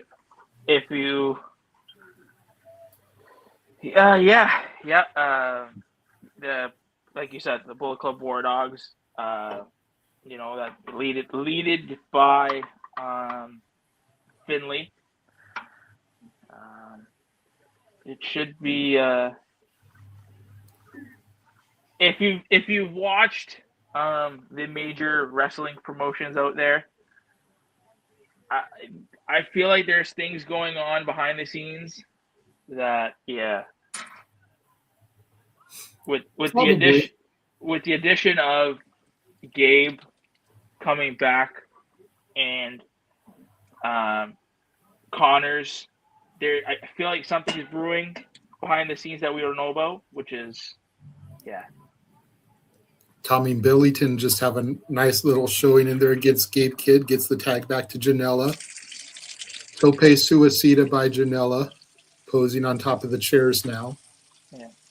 Do you ever think we'll see? Do you ever think you'll see Janela in? This was 5 years ago, right? But do you ever think we'd see him in a bigger wrestling promotion? Like, do you see TNA taking a chance on a guy like Janela? Well, I know he was in AEW for a cup of coffee to the point you referenced a moment ago, 5 years ago. I know during their inception, their beginnings, he was a part of them. Yeah. If it was going to happen, I think it would happen soon. I say look for when Megan's contract expires. And I don't know when that may be as we get the split screen here. The two kids fighting, Gabe and Dynamite, while Mad Dog and Janela are fighting. But I'd say look to when Megan's contract expires. Yeah, that's a good point. Because if she is in a good enough position in AEW when her contract is coming up, she may be able to negotiate, where I'll sign an extension if you bring my man in. Yeah, something like that. You know? Yeah. I like how we're And having if this. they're unwilling to, Yeah. wherever she goes, she may be able to use her stature to get Joey in, because Joey is a good utility player. Yes. Yeah, he seems like that. I feel like Joey gets a bad rep, but just from what I've seen of him this past year, Joey can do whatever you need Joey to do. Yeah. If you need him to do a death match, he can do a death match. If you need him to do a technical graps style match, he can do that. If you need him to get in there and fly around with luchadors, he can do that. You know, if you need him to be in tag team action like he is here tonight, really trying to help get Tommy Billington over, he can do that. Joey's been around enough that you can plug him and play him wherever you need. Mad Dog looks like he's bleeding from the side or the ear there. May have a busted eardrum. You know, if you need him to do mixed tag, Janela is a thing. You know, he's got no problem doing that. Mm-hmm.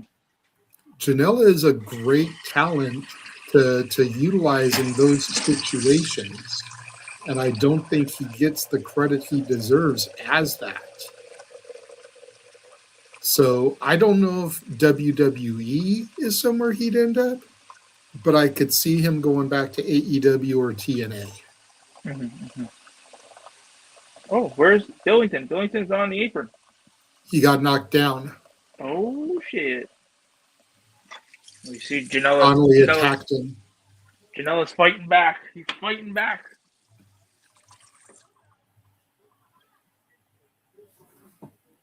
I feel bad for Connolly, though. Look at this. Look at it. Oh, it's side of his head.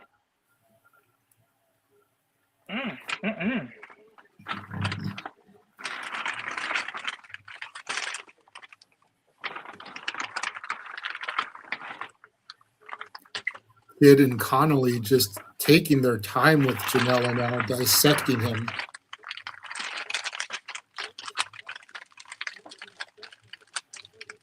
That they are. They're definitely manhandling him. Nice sidekick from Janela, trying to get a little bit of distance. Gabe Kid catches him, preventing the tag. Connolly again goes after Billington. Janela unable to get that hot tag. But if you know anything about Billington, or you know anything about his father, or the man who is heavily inspired by his father, you know the type of action that Billington can bring once he gets that hot tag. Yeah, we've seen him a little bit in AEW too. He really brings out that fight. He got a dog in the fight. Yeah, 100%. You know, Benoit heavily influenced by the original Dynamite Kid, and you could definitely see some of that when Billington got the first tag and was in there for those few moments before getting Janela back in here. And Janela been unable to get the tag since then. Up and over Connolly goes Janela. Dragon suplex. This is the opportunity for Janela to try to get that tag, but notice Gabe Kid's positioning where he can grab Janela's leg easily. Yep, and there you go. Just like you said. Yep. Gabe Kid slides right in, goes right after that ankle. DDT from Janela to Kid. But those moves, as effective as they are for Janela, are taking a lot out of him, giving the opposition a chance to get back up. Mm-hmm. You know, you notice Connolly in the corner finally gets the tag to Billington, and here he comes. Beautiful like arm drags. Like a from bat out of Billington. hell. Back body drop. Irish whip to Gabe Kid. Smash mouth clothesline from Billington. Going up. Billington climbing to the top. Huge drop kick off the top there. Connolly going to the other side. Billington intercepts it. Ooh. Nice vertical superplex. Billington goes for the cover, hooks the leg, gets two. Connolly kicks out. You see, like we said, look at Connolly's face. It's that's a hospital trip right after the match. Yeah, easy.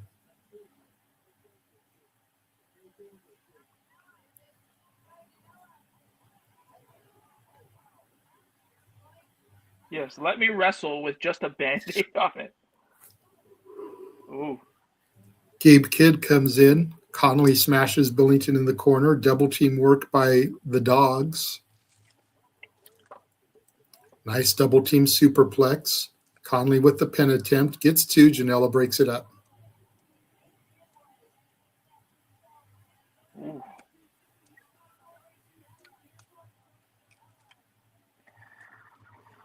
It's good to see stars like I maybe not so much. And this is the beauty about independent wrestling. I find, ever since starting to cover it with us here, you really see guys like Tommy Billington, really stand out.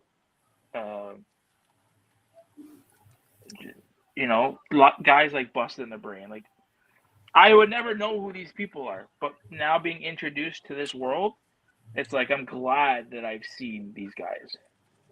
Yeah, 100%. Billington bounces off the rope, eats a clothesline from Connolly. Janela eats a clothesline from Kidd. Double pile drivers by the Dogs. Double pin attempt. 1, 2. Wow. Both men kick out. Guys, Connolly needs to go to the hospital. Uh-oh. Dissension within the Dogs. Connolly pushes Gabe Kidd. You don't want to pie face Gabe Kidd. I was going to say, Gabe Kidd is Death Rider associated. You don't want the Death Riders coming in here. I feel like that is slowly going to change. Double clothesline from Janela and Dynamite Kid now. Ooh. Dynamite and Janela are on the offense. Discus clothesline from Billington drops Connolly. Double side suplex there. 1. Double cover. 2. Gabe Kidd breaks up the pin attempt. Must not be that mad at Mad Dog if he still wants to win the match. You got to figure if he was that mad, he would just leave Mad Dog hanging. That he would. Excuse me. No one ever accused Gabe Kidd of having honor amongst thieves. No, nobody.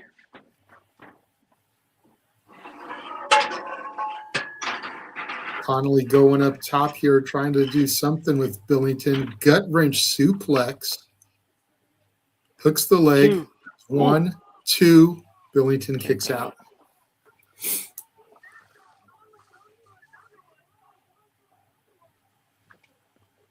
Are they chanting "Ref, you suck"?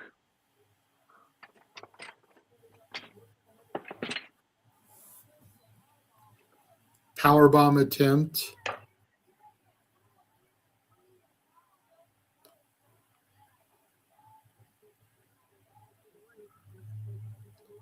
Gabe Kidd back in now. German suplex to Janela. Oh, you open hand shots from Tommy Bills. Double headbutts from the Dogs. Drop Dynamite Kid. Gabe Kidd trying to get Mad Dog back focused. Janela coming in with some thrusts. And an open hand palm chop there from Connolly. Janela ducks. Gabe Kidd eats a clothesline from Mad Dog. I think this is going to be the end of it here. Yep. Mad Dog turns around, eats a discus elbow from Janela. Death Valley driver pushes Connolly into position. Dynamite Kid goes up. Diving headbutt. Hooks the leg. There There's you 1, go. 2, 3. Dynamite Kid gets the victory. Excellent showing by Dynamite Kid.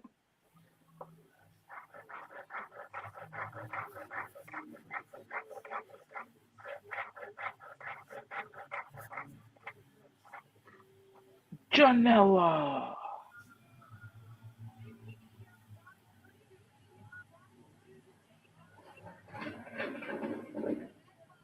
Ooh.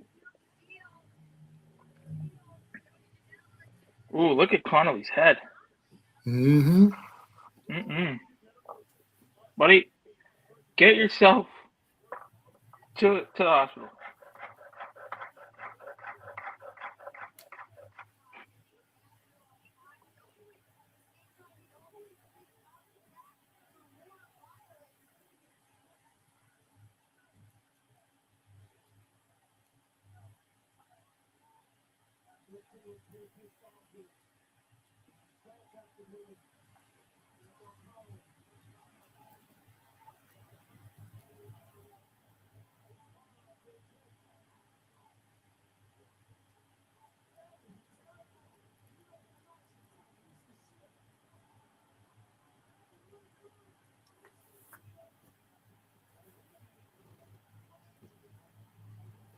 And now Kid and Connolly brawling on the stage area there.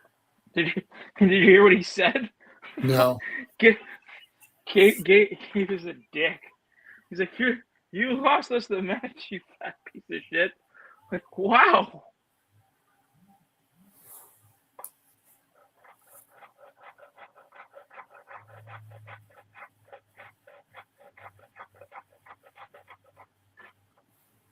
Well, I feel like these were some very good. I feel like we need to get back into the tournament. So if we do, these were very good. How do you say, cool down matches? Yeah. Like they were. Yeah. Ooh.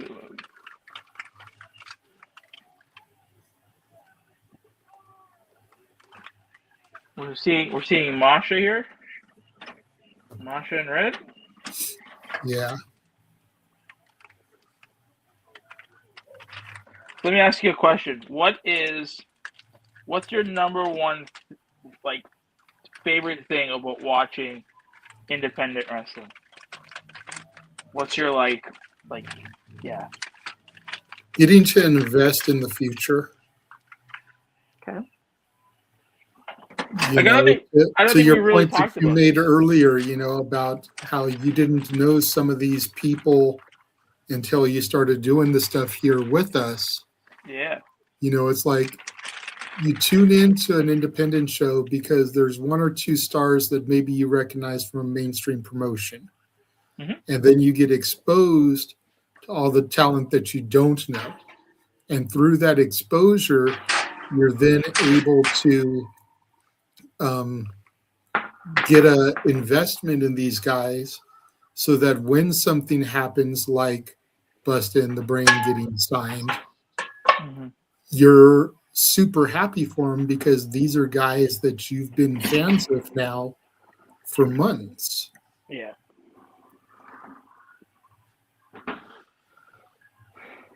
Or years totally even, right.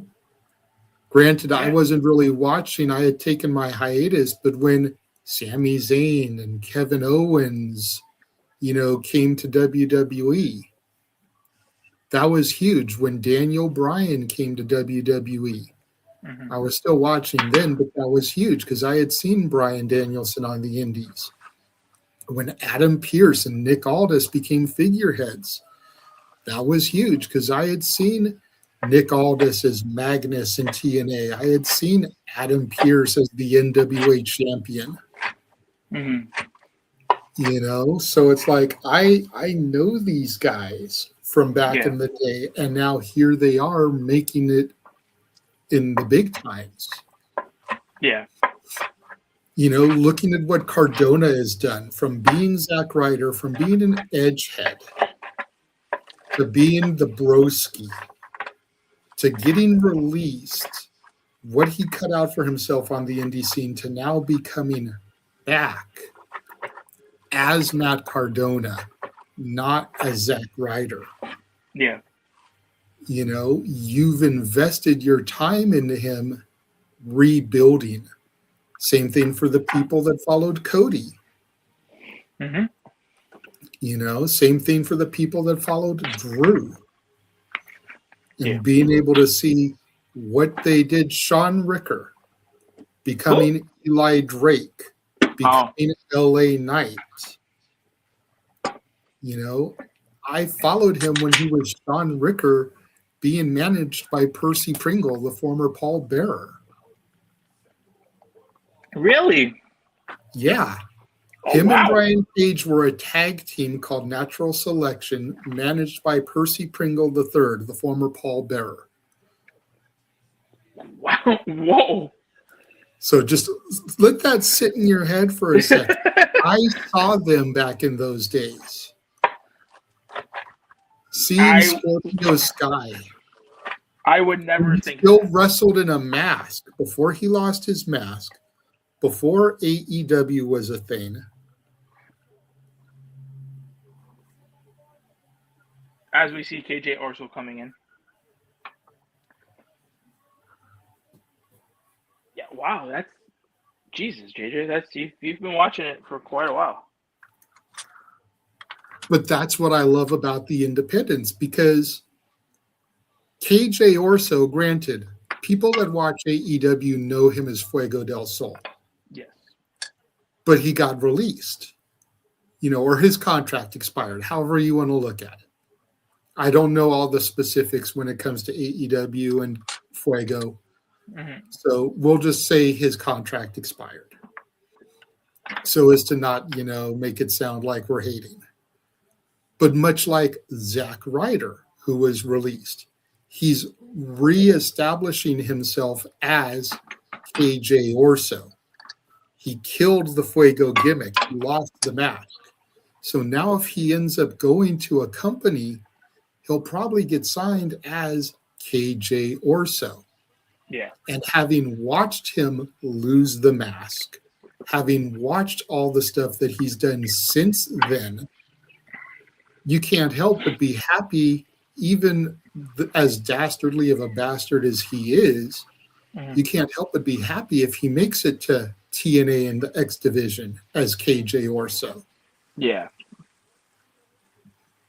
You know, whereas the flip side, Billie Starkz here, I knew her because of AEW and Ring of Honor through Tony Khan.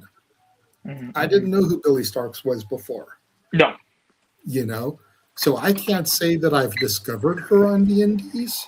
Yeah. Because I knew about her through AEW and Ring of Honor and being connected to Athena, being her minion in training. But I will say, much like I said about Judas Icarus and Travis Williams, I find the work she does on the independents better than the stuff she does on television. You know, and that's not a slight to the way that she's booked on TV, because I don't really watch Honor Club. I don't get to see all her stuff in Ring of Honor. But what I do see, the clips and whatever that I see, the highlights, I prefer her independent run. She was a member of our match of the year last year. Yes. It was, what was it? Her, Megan, and YDMP. And Miyu Yamashita versus Busta in the Brain and Marcus Mathers. Mm-hmm. You know? So just in that alone, you've got a WWE ID prospect, 4 AEW talents. Now, they weren't at the time, but 4 AEW talents, and then you got Miyu Yamashita, a hooper from Japan. Yeah. You can't get much more independent than that. No, you can't. You know, and to think that probably wouldn't be able to happen now, because with Mathers being on Evolve and Busta and the Brain being on AEW, I don't think they'd be able to team together anymore contractually because of being in rival promotions. Yeah. But it was able to happen at the time because Busta and the Brain weren't signed. Yeah, if that didn't happen, you would have never gotten it. Exactly.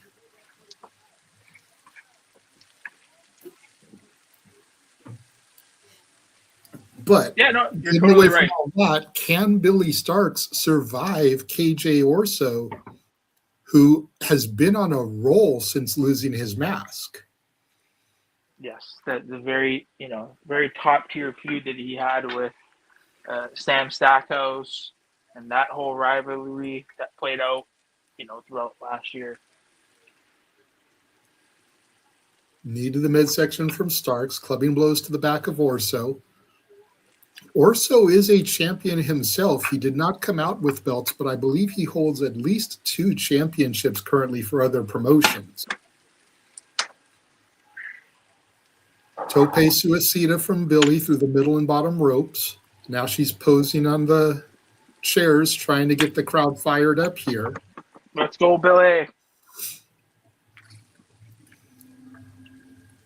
Call me selfish, but part of why I want to see the JCW Championship booked more is because I want Billie to come to the shows out here. Yeah. I still haven't gotten to see Billie wrestle live in person. Orso with a pin attempt only gets a 1 on Billie. I want to give her an award for being in Match of the Year. I know she'll be at WrestleCon in Vegas, and I can probably get to her there, but I'd like to be able to have a more intimate setting to give it to her, Mm-hmm. Yeah, the pictures that you took with YDMP and even the pictures that Tremont and Lauderdale took, those are pretty cool. Right? And I want to get a picture of her with that.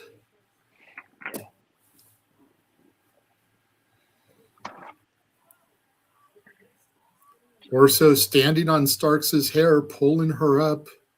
Oh, what a dick. That's standard heel tactics. I mean, if you're going to have long hair, it will be used against you eventually. I know. Excuse me. Yeah, you are right.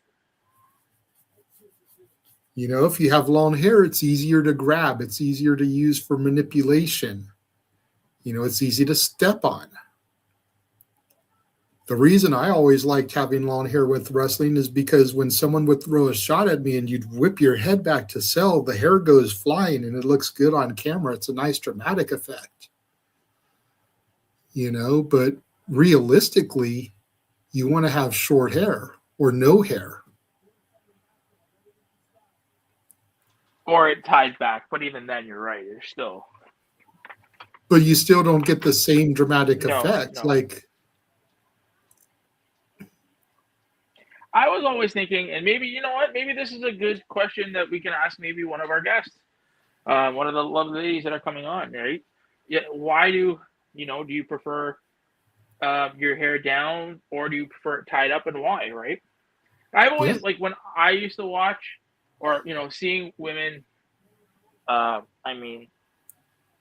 seeing the hair kind of like going everywhere, I feel like I feel bad because it's like, all in their face, and maybe they get to a point where it gets in their face and they can't see. But yeah, that'd be a great question to see if one of the ladies, why some do it. For the women, I think it's more of a cosmetic choice, and we can definitely ask Rachel Leigh when we have her later on tonight. Again, at 8:30 Eastern, 5:30 Pacific. Yeah, sure. A lot of times guys think women are more masculine if they have shorter hair. Having long hair is a sign of femininity, traditionally speaking. Yes. I'm going to sound sexist saying it, but facts is facts. Yeah. So I'm sure for a lot of women, that's part of it, because professional wrestling is an entertainment industry. We know sex sells. How many women do you see wrestle that are completely covered up, that aren't showing skin of any kind? They're using that to their advantage. And I think the long hair plays a little bit into that. Mm-hmm. Definitely. Yeah, definitely can see that being the case.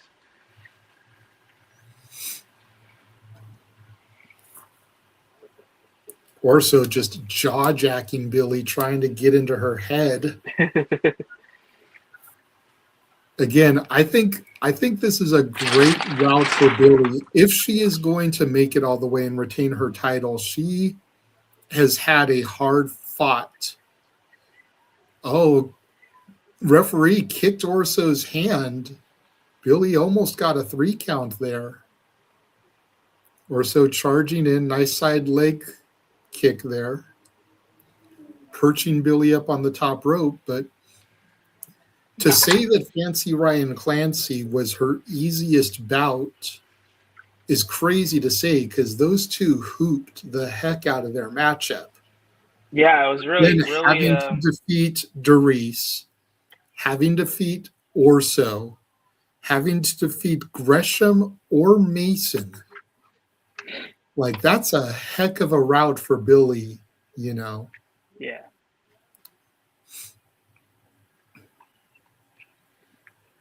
Billie trying to fight Orso off the top rope. And you got to figure that the quicker that Billie can end this, the better. Because she's either going to go toe-to-toe with a technical specimen in Jonathan Gresham or a man who's considered the root of all evil. Swanton Bomb connects. 1, 2, Orso kicks out. Or she's going to go toe-to-toe with the root of all evil, she's had storied history with and knows her inside and out. And if he smells weakness, if he smells blood, it's going to be over. Yeah, he definitely will exploit that. So the sooner she can get through Orso, the better. But Orso is not a 5-minute man, you know? Mm-hmm. Mm-hmm. Thankfully, this is the first of the semis, so she at least gets the other semi-match to recover. And then we've still got the Jersey Lotto also, which is a battle royal style matchup. And what does the winner get for that match? A title shot. Okay. Character assassination misses. Schoolgirl. And Billie steals it. Oh, girl. But here's the thing. When it comes to the Jersey Lotto, I don't know if it's a title shot at a future date. Oh, character assassination from Orso connects after the match. Oh, shit. I'm not sure if Billie landed on the belt or not.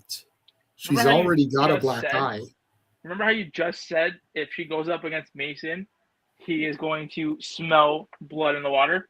Mm-hmm. She may be bleeding now.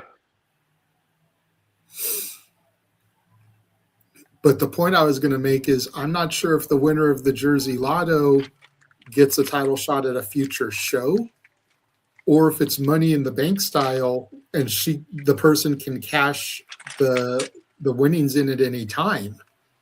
Because if Billie survives Mason or Gresham, the winner of the Lotto could use the opportunity right then and there to call their shot.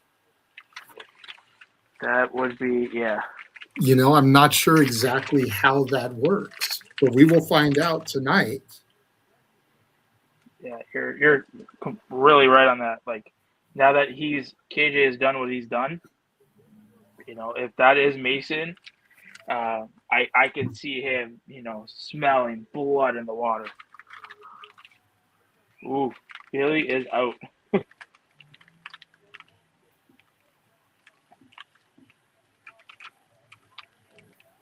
She's smiling. She's like, yeah. Ugh.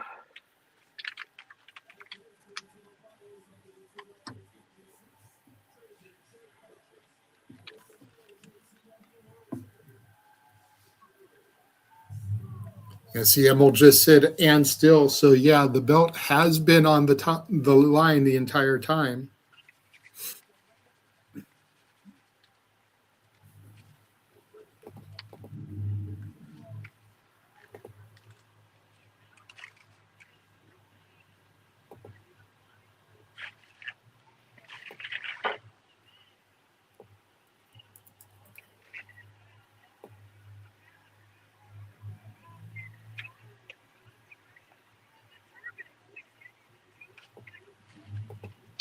This is going to be huge finals 100%. with a Billie Starkz that's not maybe at 100%. This is huge. Well, in fairness, coming into this with a black eye like she did, she wasn't 100% when she fought Dereiss. No, not at all.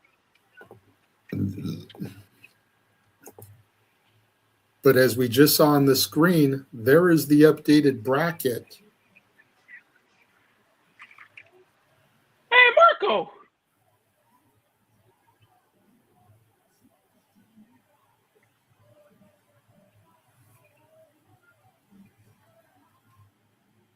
Why does that look like the Cowboy James Storm? It might be.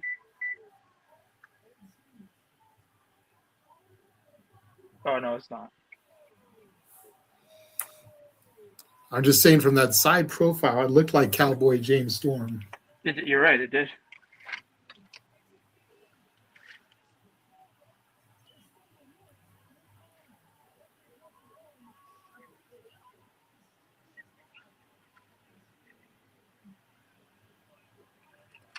Marco Stunt. You remember Marco?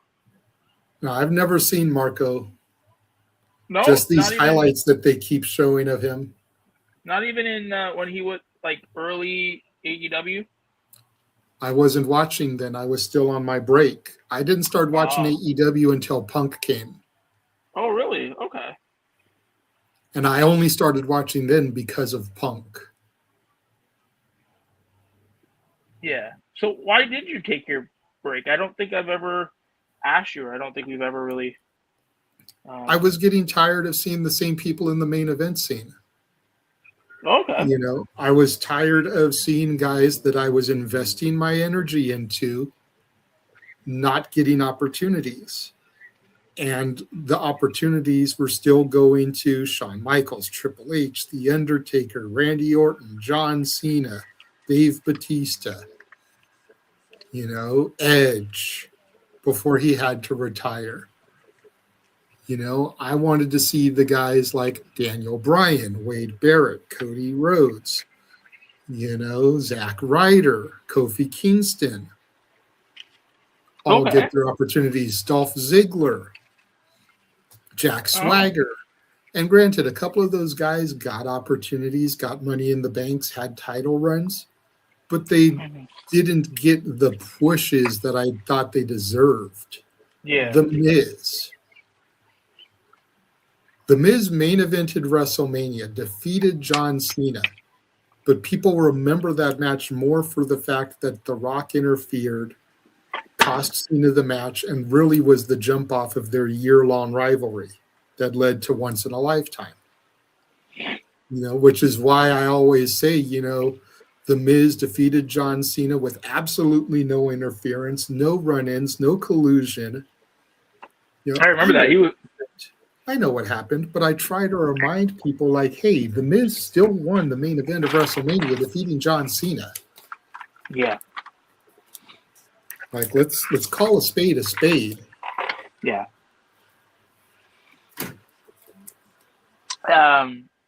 Is there anybody on the independents right now that is not signed? This is the key. That is not signed to a company. Do you see anybody on the independents that could be that next kind of like that type of person? But you're looking at one of them right now. Yes, I was going to say Mason. My top two would be Atticus Cogar and Charles Mason. Mason looks more TV style wrestler. The physique and everything, the coat. Atticus does not. But Atticus's psychology is just next level.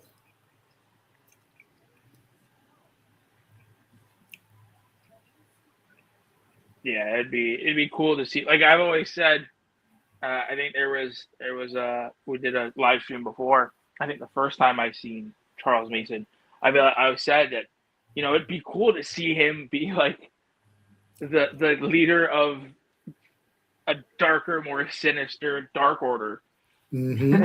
and then -1 having to come out and save them, saying that he, you know what I mean? Like he has that menacing presence. Mason does.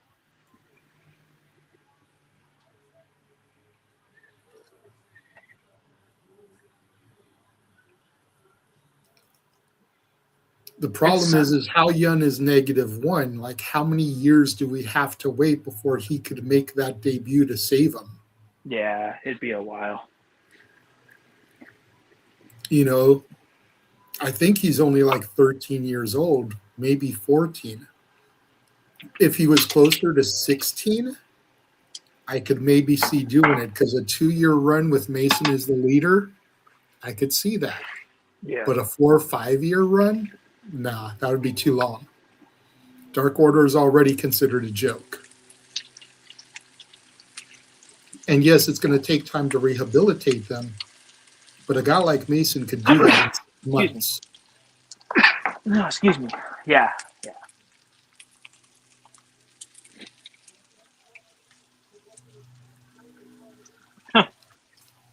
Gresham just throwing his shit.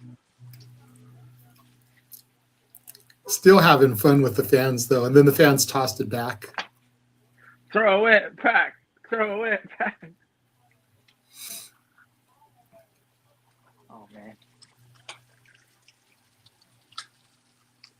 If you guys hear noise in the background, it's because I'm chefing it up. Ah, what's for dinner? Ooh, we're going the Hello Fresh route, and we're making chicken and spinach in voltini. It's an Italian dish.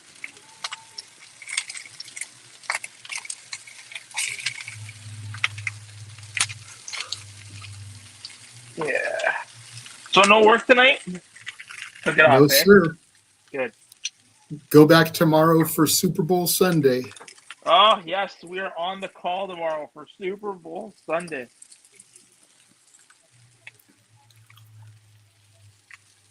This might actually be Gresham's biggest test since coming back.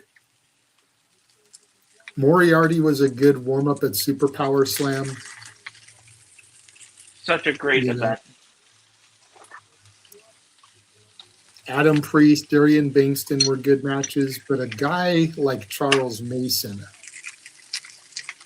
who can hoop, who can grap, and who's just got that psychotic mind, might be Gresham's biggest test since his return.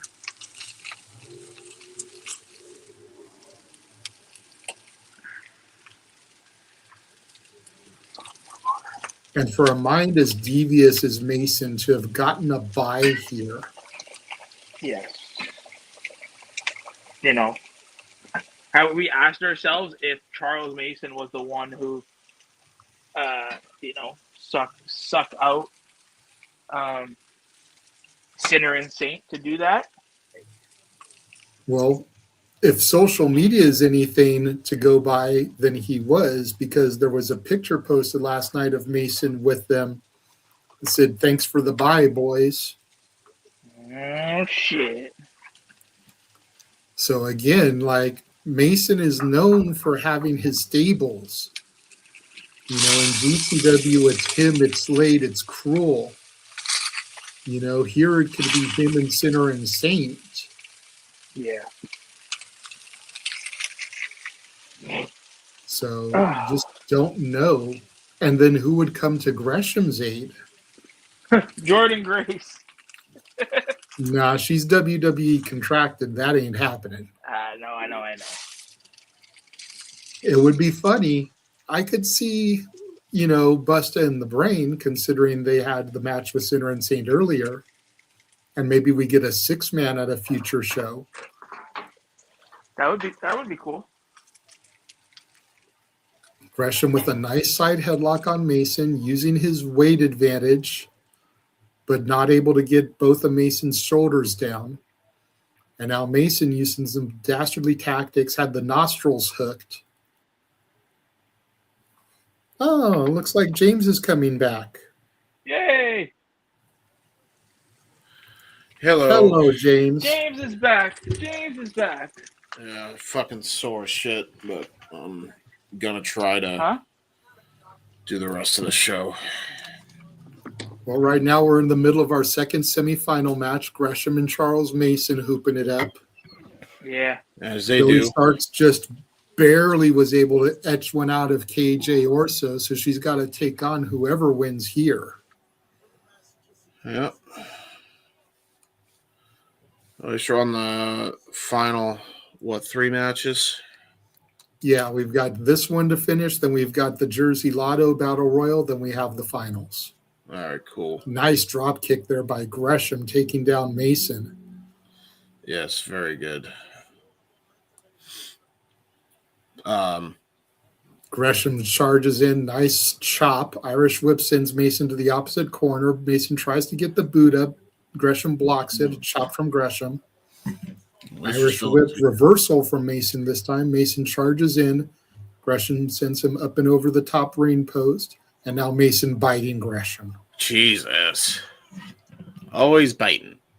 Springboard drop kick from Mason sends Gresham to the outside. Very nicely done.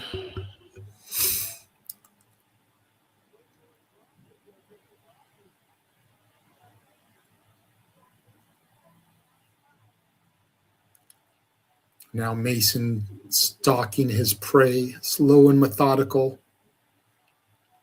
Springs off the middle rope. Shots fired almost to the back of Gresham's head and neck. Almost a character assassination there.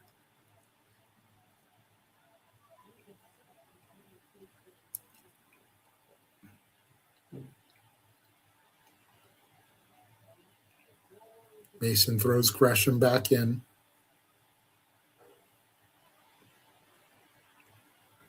Pin attempt. Not even 1 count, really.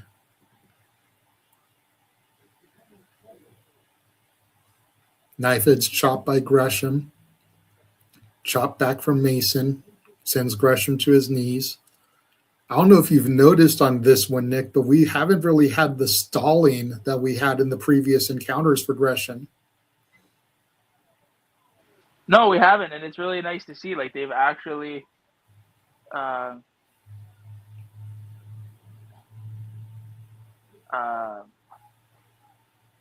it seems like they're really going for it. They're really letting Gresham go. And I think maybe how you were saying before, the break in between has helped out. But as you can see, Mason's just like, yo, what you got, bro? What you got? I mean, it's still a slower match, so you could maybe say they're stalling in that aspect.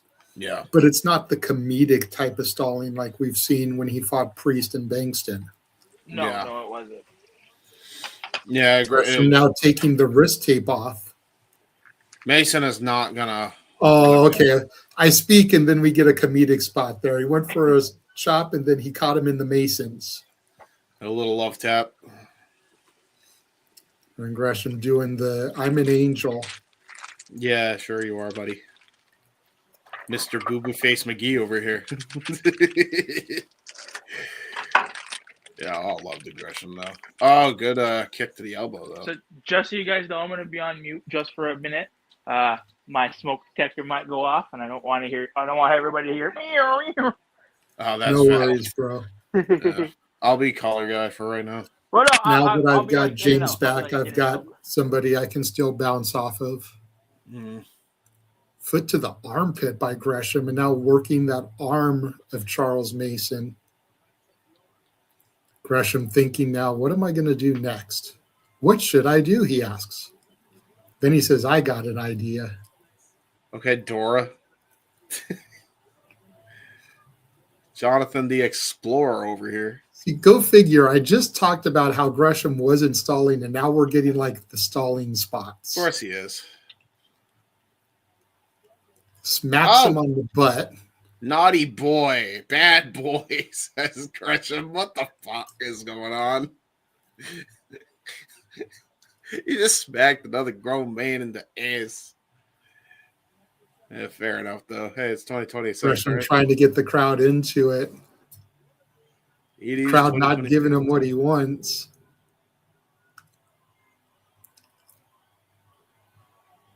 Oh, God. Gresham telling the ref to ask him. Gresham now has another idea.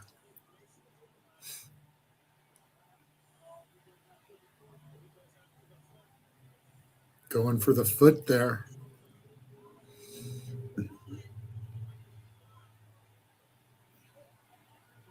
Oh, God. Stretch muffler here. Oh, no. Oh, Pinning no. predicament gets a 2 on Mason. Mason's had enough of these shenanigans. But he got caught in another arm drag.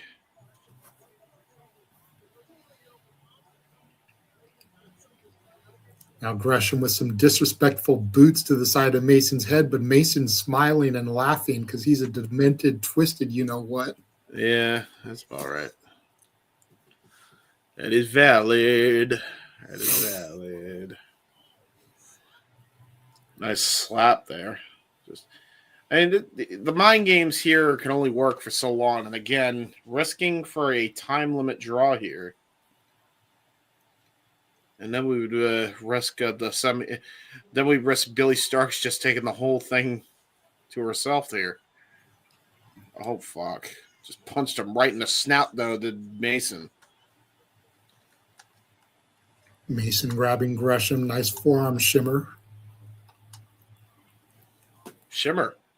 It's a good wrestling promotion. I like the It women. was back in the day. It really was. Don't know if they still are going, but, you know. Yes. By the way, Ryan did get back. He is currently live tweeting us around the air. So he is home, safe and sound with his madre. Good. Good. Casa D18. Have we run through all the graphics for the most part? I think we did. I just changed it to Ryan's. Oh, how many did you use? I haven't been paying that much attention. Yeah, fair. I've been focused on calling, but I just put Ryan's up. So let's go back to that. Yeah. Keep that up, then. I didn't know. I apologize. Oh, fishhook lariato by Mason for a 2 count. I'm so pissed that I missed YDMP Sinner and Sin. I'm going to have to go back and watch that. I bet it was a banger. It was. Yeah. Honestly, match of the night so far. I'm not surprised. Janela and Dynamite Kid versus Gabe Kid and Mad Dog was pretty good too, though. Oh, okay. Mad Dog looked like he got his eardrum busted. He was bleeding out the side of his head. And then we still have one more match before the finals, right? Yes, the Jersey Cup Lotto. The Jersey Lotto. Gotcha. Which I'm not sure if it's Rumble or Battle Royal style, but it is an elimination in that vein. Winner gets a title shot. Gotcha. And as I was pointing out to Nick prior to this match, I'm not sure if the title shot is at a future show or if it's Money in the Bank style and they can call their shot whenever they want. Because if it is, and Billie manages to get past whichever person wins this match, they could very easily take the opportunity to cash in here tonight. And take out a battered and beaten Billie Starkz that's already had 3 matches. And survived the likes of KJ Orso and either Gresham or Mason. And we did see Billie get attacked by Orso beforehand, right? Mm-hmm. Yeah. Just prior to this match, after the match, character assassination from Orso to Billie onto the title belt, it looked like. Yeah, I mean, this could be after bad. she had already won. So again, if it's a call your shot whenever you want type of thing, I could definitely see it being executed here tonight. Yep. Offense chops rated back and forth by the competitors. Da-da-da.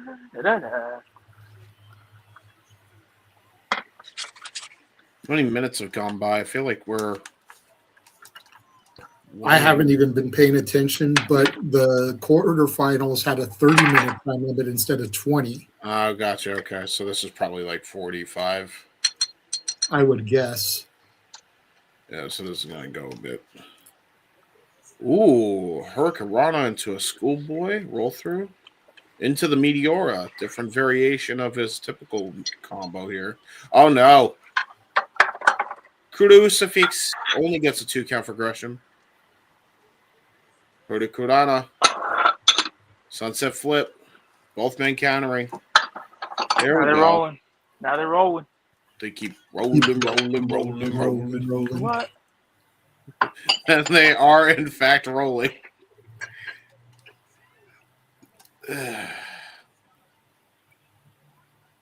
Backslide. Ooh. Turns Mason it in. sets him up. Ooh. Turns it into that Spicoli driver. Brilliantly done. Hooks the leg. Strength. Gresham kicks out at 2.5. Mason can't believe it. That was one of his best shots. That was really good core strength, by the way, by Charles, because like the way he did that was brilliant. And James, also Charles is brought a in the lot of chat. strength. Okay? No, this Charles. They're not on screen. He's on screen and stuff. He did a really good thing with the power bomb into the Death Valley. He did cool things on the internet.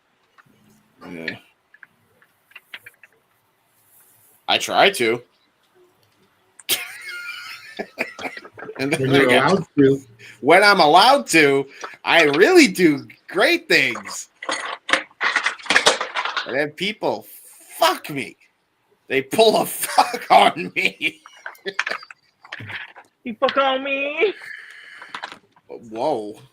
Hey, yo.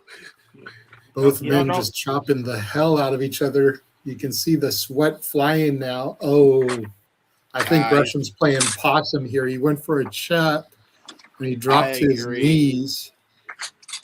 I agree. Yeah, yep, you're springboard moonsault takes Yeah. Mason down. Mason rolls to the outside. Tope suicida from Gresham to the second row. Throws Mason back in. Springboard Gresham's up and on a roll. over. Arm drag flips over. Locks him in a submission here. Whoa. Hitting Gresham is on a predicament. roll. There's one. There's two. Mason kicks out. I see what you did there because he got him in a roll up, so he's on a roll.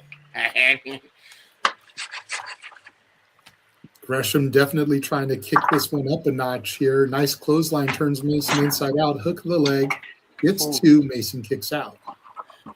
And you can tell, I don't know, JJ, I don't know if you can tell, but I see that, from Gresham's first match tonight to this match, he's exponentially kicked it up a notch.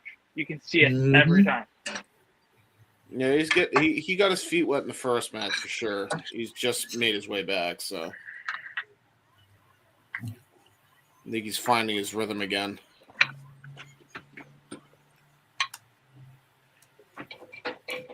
And all that blood you see on the mat is from Mad Dog in the tag match, James. Oh, really? That's how much he was bleeding.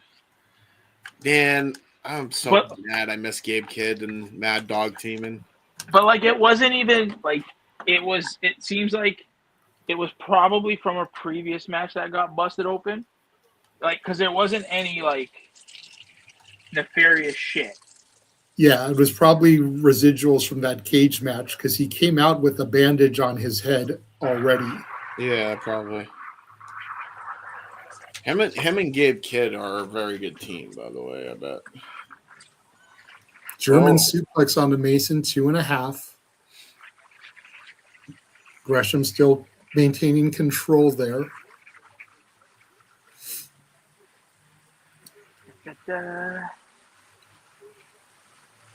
Mason was a great choice for Gresham. Mason is making Gresham look like $1 million. Not that Gresham needed the help, but coming off of a stroke the way he did, Mason is a great adversary. Yeah, 100%. Oh, gonna go for straight jacket, German. There's one. It. There's two. Mason barely gets a shoulder. I love that straight jacket, German. Very nicely done. Greatly executed. He's still maintaining wrist controls, by the way. Hey, what do you think their pre-match meal is? Oh, octopus stretch. Buy the octopus. You know, I give you shit for not. You can calling... buy that octopus shirt at shopwc.com. There you T-shirt go. or hoodie. There you go. The octopus and the octopus stretch. I would give you shit, Nick, for like not calling the action, but considering you're the Canadian king of food all out. Listen, I have been really good tonight, okay? Yeah, I know. He really has been. Rolling Spicoli driver again from Mason. I think this is it. He's going to try to go for that tombstone pile driver, that cradle tombstone of his. Oh, his arm's giving way. He's got Gresham up, has the cradle, drops him. Ooh. 1, 2, 3. Wow, very Mason nice. just eliminated Jonathan Gresham, thereby busting Ryan's bracket. Well, because he had Gresham pinned to win this whole thing. I guess I'll be calling the final. By, Mason and Starkz. Yep. And now remember, JJ, remember what we said. This is a callback to the I Quit match now between Billie and Mason. So I like how they're continuing this little mini story arc between the two. And this is what I feel like independent wrestling can be good at, right? Like, yeah, you have shows here. Gresham actually, was that a mocking shake of the hand, or did he actually shake the hand for real? I'm not sure. I mean, looked sincere enough, but I can never tell what's going through his fucking head. And here we go, the final matchup here. All right, James, I just sent you the graphics so that you can share them going forward, since I will probably have to dip out of here within the next half hour. Yep, might as well. Let's get that going. Let's make it happen. At least make the deal happen. Making moves. Give me 1 second, gentlemen. I will be right back. Yes, sir. It's me and James. Have we run the trailer? I assume we did. No, we have. We ran it like multiple times before you got here. Okay, sorry.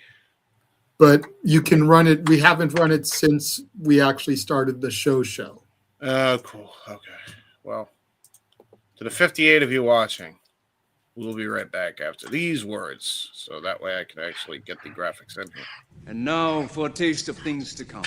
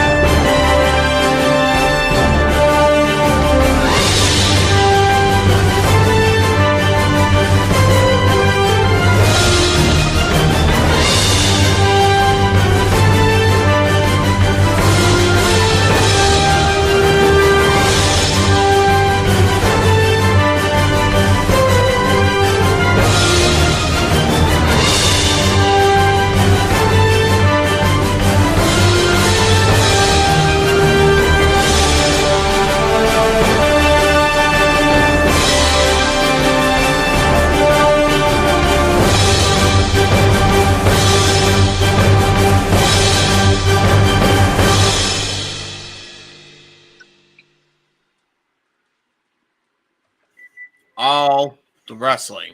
Damn it. Damn it! I was gonna. Damn it, James! I did. Because I haven't done So it the yet. reason I asked for a moment is because I just received an email from not an anonymous Raw GM, but from Ed Laredo of Poder Mania, letting me know what Rachel's match will be at Poder Mania so that we can break that announcement tonight. I So hear if it. you want to know who Rachel Lay will be fighting tonight or this coming April at Poder Mania, tune in 8:30 Eastern, 7:30, or God damn it, I'm all tongue twisted. 8:30 Eastern, 5:30 Pacific, There you as go. we do a special shenanigans this evening and host the Princess of Perfection, Rachel Lay. Yes. Indeed. Oh, boy. And taking a look here at everywhere that GCW will be coming here in the not so distant future. Next weekend, Los Angeles and Mesa, Arizona. The 27th and 28th, Rochester, New York, and Hartford, Connecticut. March 6th, 7th, and 8th, a 3-day weekend. Louisville, Kentucky, Columbus, Ohio, and Chicago, Illinois. March 14th and 15th in Atlantic City, New Jersey at the Showboat, their home base. April 4th, back to LA in the Ukrainian Cultural Center. Then April 15th through the 19th, the Horseshoe, formerly the Bally's Hotel and Casino in Las Vegas, Nevada for the Collective. May 2nd, the 2300 Arena in Philly. May 15th, 16th, and 17th, I'm going to assume that's Memorial Day weekend. And then here's a look at all the shows that are going to be a part of the Collective. Poder Mania, Dragon Gate, Progress, Hybrid Wrestling, MDK Fight Club, the Death Vegas Invitational, Gringo Loco's World on Lucha, Josh Barnett's Bloodsport, Joey Janela's Spring Break, Juggalo Championship Wrestling, Effie's Big Gabe Brunch, Clusterfuck.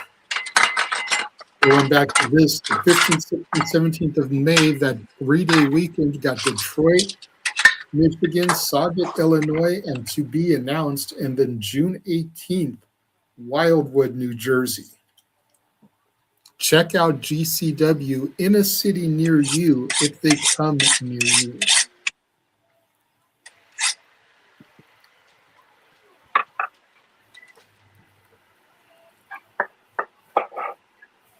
It is definitely worth the time and the investment. Yeah. Yes. Go back to MLJ in the ring. Nick, by the way, you're killing me. I can hear every bit of silverware. The Jersey Lotto time. Here we go. Let's do it. All right, final 2 matches I can fucking do. Hopefully, God willing, if nothing goddamn else. God willing.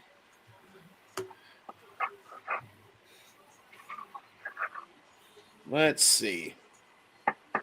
So is it everybody that was eliminated from the J Cup? Is that the idea of this? I don't think so, because I know there's some people that have been announced that weren't even in the tournament. Gotcha. Okay. I know Nick Camaroto has been announced for this. I know Nixie XS has been announced for this. Nixie! And I know James's favorite person for GCW, Matt Tremont, has been announced for this. No. But here's Adam Priest. So, yes, he was in the tournament. He wants his get back. He was eliminated in the first round By Jonathan Gresham. There he was. Who made it to the semis. Wearing some Kill Bill ass pants, by the way.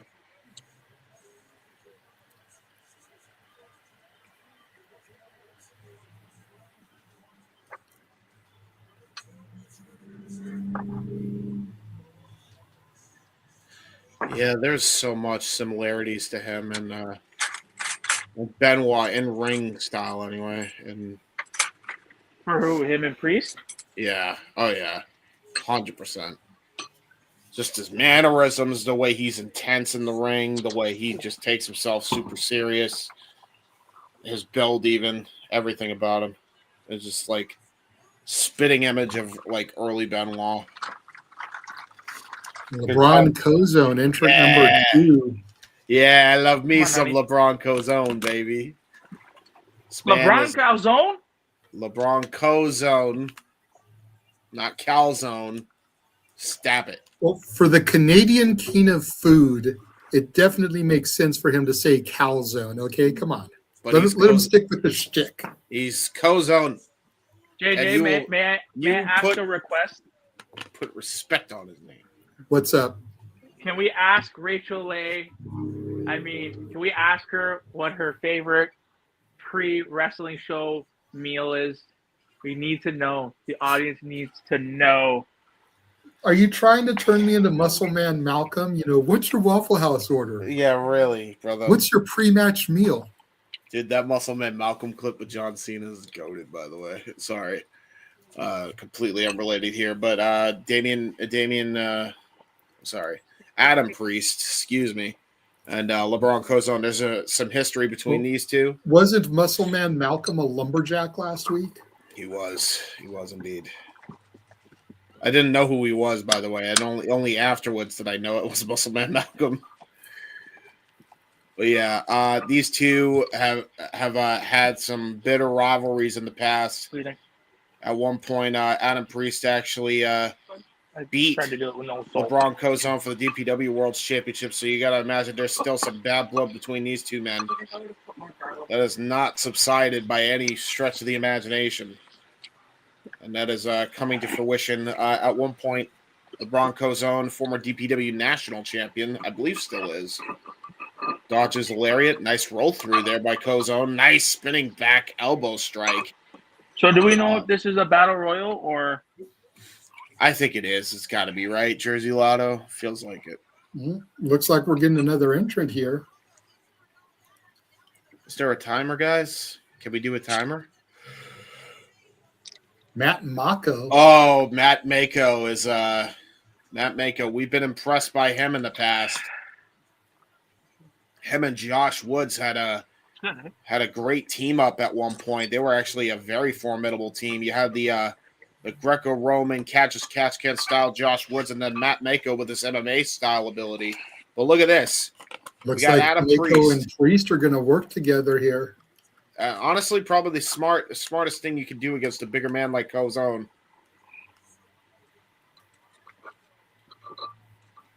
Back elbow strike.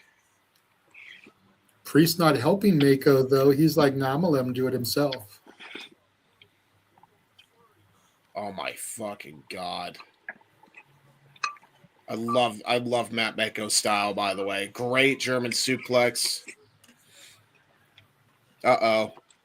Better not get hit by Mako. If you get that reference, then you're as old as me, if not older. And you're probably from the New England area.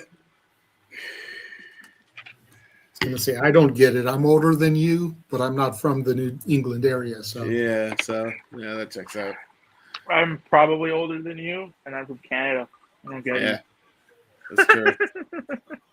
Here comes Manny Lowe. Manny Lowe going to help his partner out here, LeBron Cozone. They've teamed together in the past. He's trying to help out his best friend here. Manny Lowe was in that 6-person match yesterday. Another eliminated participant.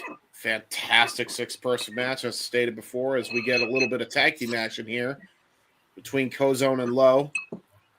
Bulldog setting up for a headbutt, diving headbutt, senton driver. Good tag team offense here by Lowe and Cozone.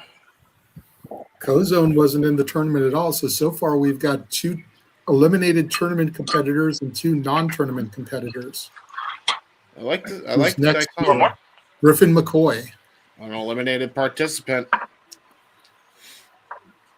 If my memory serves me correct, actually. He was in the same match with Manny Lowe. He was the match that was won by Vengador. Yep. Vengador.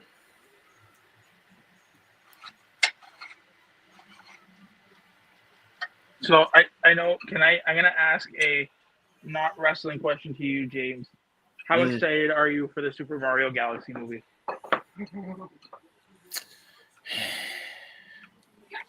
They should have done Sunshine first, and I'm mad at Hollywood.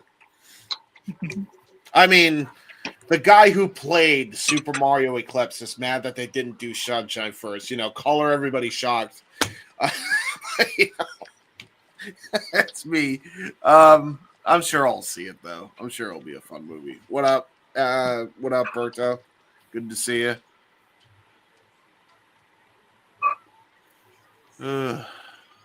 There's an IC belt. Yeah, he's doing a giveaway for the Intercontinental Championship. You can find everything on his page. I retweeted it earlier. Like a full replica and shit? Or Yes, you could win a replica of the Intercontinental Championship. All right, well, so long as it's free to enter, No. You have to buy like a raffle ticket. How much is a raffle ticket? Again, James, everything's on his page. You talk about taking away from the match, and now. Yeah, I'm doing the same thing. Sorry, I've been out of it today. Eric Stevens now in.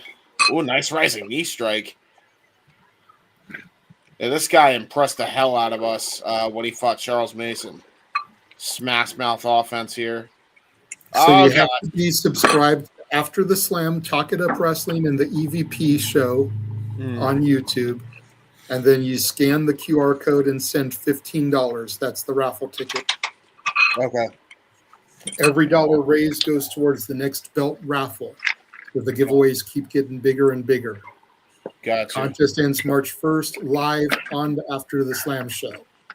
Oro. Hey, Oro Mensa. Oro. There he is. Why is he wearing a pink shirt, though? His gimmick is pink. Do you not see the pink on his tights, the pink hair? Yeah, fair. This man got eliminated. Lost to Dereiss yesterday in the first round. Just hitting coppa kicks for everybody right now. Uh-oh. Eric Stevens just got a side suplex from Oro.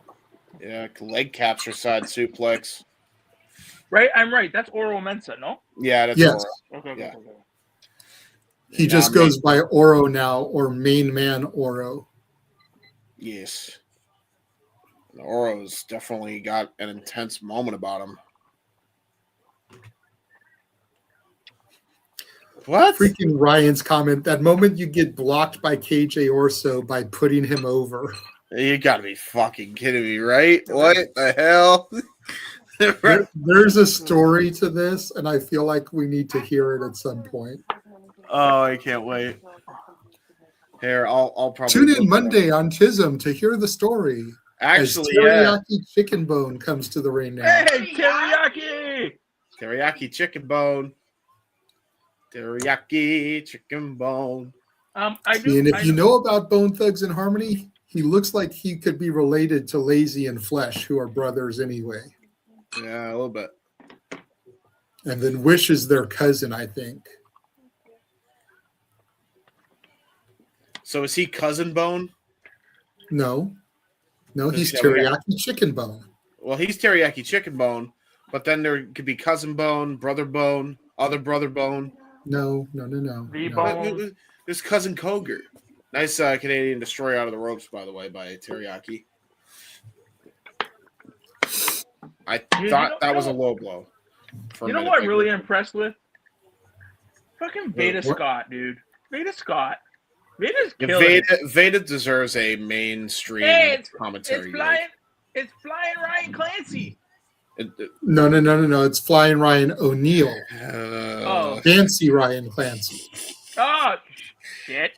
You almost had it. To be fair, it's two Ryans, both who have the nickname with an F, so I can understand why he got that twisted. Every Ryan, including this one, is offended by your mix-up, though. So you have to answer to the Council of Ryans.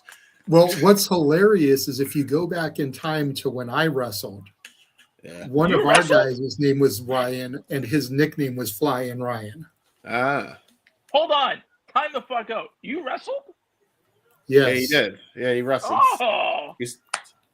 Nick, respectfully, do you pay attention sometimes? In fairness, though, we don't always talk about it, and he may not have been around when it was mentioned. I thought he was. No, I thought he was for one of the streams. I knew that JJ and I miss fucking Jeff Meacham. Y'all know a bunch of like wrestlers, and like you guys are really good with That's Orlando. Frankie.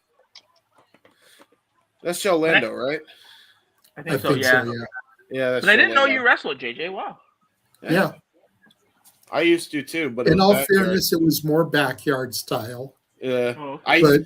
But we were like the non-backyard wrestling where we didn't do all the violent stuff that you saw on like the news when backyard would get a bad rep. Yeah. We tried to be more legitimate, like you're seeing on TV now. Okay, cool. You're telling me that at one point you tried to be the WWE of backyard wrestling? Yes, we did. As a matter of fact, within my arm range, and we've got a moment here, as I think that's Fancy Ryan Clancy. The other, I was just gonna say it's Fancy Ryan Clancy. Give myself the solo shot here. This is our championship belt. That's backyard as fuck. Oh, now you know what, James? Don't laugh, okay? But damn it, I'm laughing at the like in a jest. It is legit a piece of scrap leather, metal that was cut and fastened to it. That is some art school project looking ass title, and I love it. But you know what? It fits for backyard, so I don't want to hear you clowning, Mr. Hebert. Hey, listen, I can't really clown on you. I had this. At least you actually made a fucking belt. We used the fucking winged eagle for our backyard fed. I literally won the last backyard show we did in the fucking trampoline park. I actually won with a fucking concussion. Fun story. Who did this? I don't Cosmic know. Oh, Cuties. LSG. Cuties, LSG and Ava Everett. Yes. Oh, they're both in it. You okay?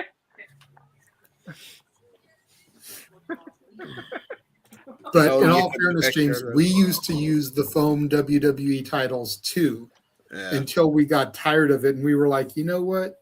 Let's make an actual belt. I think Flash Round's coming again. Yeah, you're right. That's valid. If we went on a little longer, that probably would have been our next phase. Cosmic Cuties doing a little tag nice team head scissors to teriyaki. Into a jab. Super kick. So I'm a little bit confused. How are we winning this match? I'm not sure. I see everybody on the. I mean, you guys. I mean, to be fair, they could, actually. That's a fair point. How are we winning this match? Why is it just chaos? Yeah. In fairness, we were talking when Emil was explaining the rules, and they didn't post a graphic explaining the rules. So, well, whose fault is that? I think I heard Emil say that it needed to be a pinfall. So by that logic, one of the Cosmic Cuties could just lay down and then have the other one pin. But yeah. I don't think the girl is in the match per se.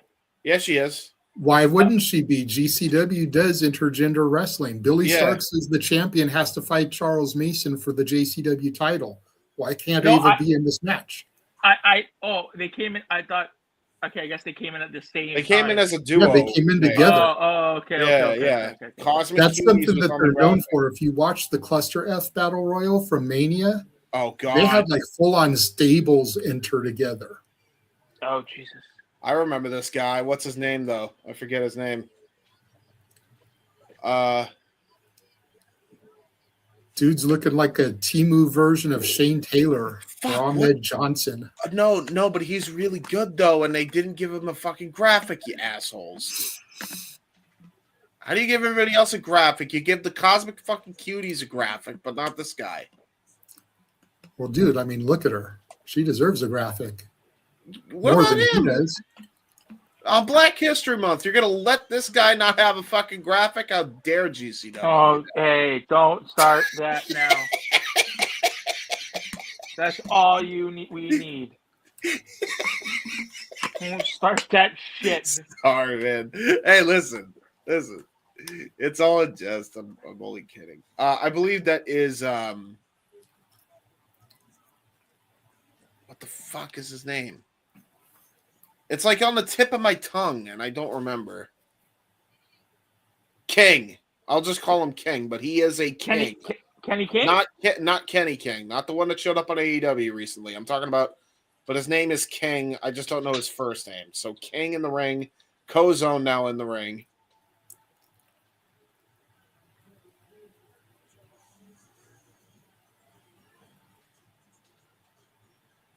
Here's Nixie XS. Yes. Mm-hmm. At a girl.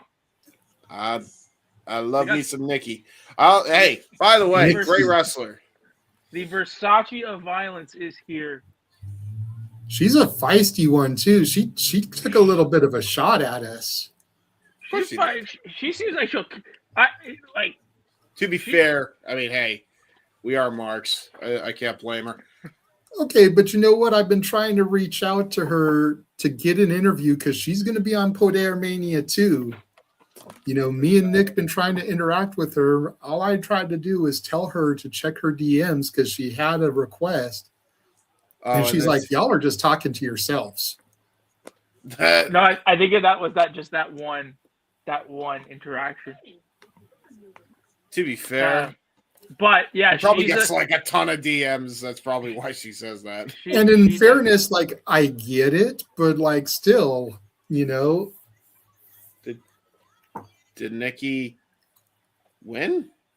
No. I want Nikki to win. Can Nikki win, please? Yes. Nikki XS, please win. I don't think there was a referee, and I think that's what the mix-up was. She was like, where was the ref? Griffin. There was no need to sniff Nikki like that. That Why Jimmy did Lloyd? you sniff her so bad with that big boot? Yeah, that's Jimmy Lloyd. Yeah, fucking Jimmy Lloyd gets goddamn graphic, but not Nikki XS or fucking King. They don't get graphic. Okay. Fuck me, I guess. Bastards. Fucking, of course, they get to give it to the fucking pasty white big dude. I should know. I don't think Joe Lando got one either, okay? Yeah, that's fair. So cool your shit. I want. So it's not the blacks and the women that they disrespected, okay? That's fair. There is a pasty white boy that they disrespected, and you know what? That pasty white boy deserves respect too. Joe Lando does not deserve not to have a graphic. Okay, especially when you use the Backstreet Boys as your entrance theme. Yeah, I mean, come on now. Who's this?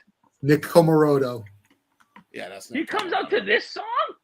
Yeah, of course he does. Yeah, Nick that's smart.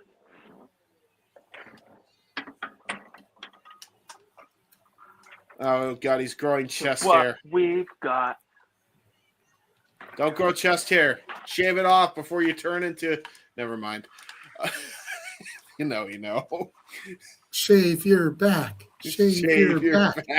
Shave your back. Albert. Yeah, that's true. It's true. Oh God, yeah, he's got a hairy ass Each other, and that's a lot for love. Ready? Give it a shot. Whoa. We're halfway there. Well, to be fair, we don't know if we're halfway there. We don't know how many people are in this match. Yeah, honestly. Teriyaki just bit an elbow. Now a sledge. And another one and another one. We still don't know how to win the match. Where is the referee? I think it's pinfall. Pinfall or submission, but it's one fall to a finish. Where is the referee and why are they pulling a fuck on me? Jimmy Lloyd and Nick Comoroto going nuts. Gonna try to go for a little test your might here in the center of the ring. Bang! Jesus Christ. Ryan coming in. Uh-oh. MDK. But he got caught. Uh-oh. Flying Ryan may go flying whether he wants to or not. Yeah, he flued. He fluted. He fluted.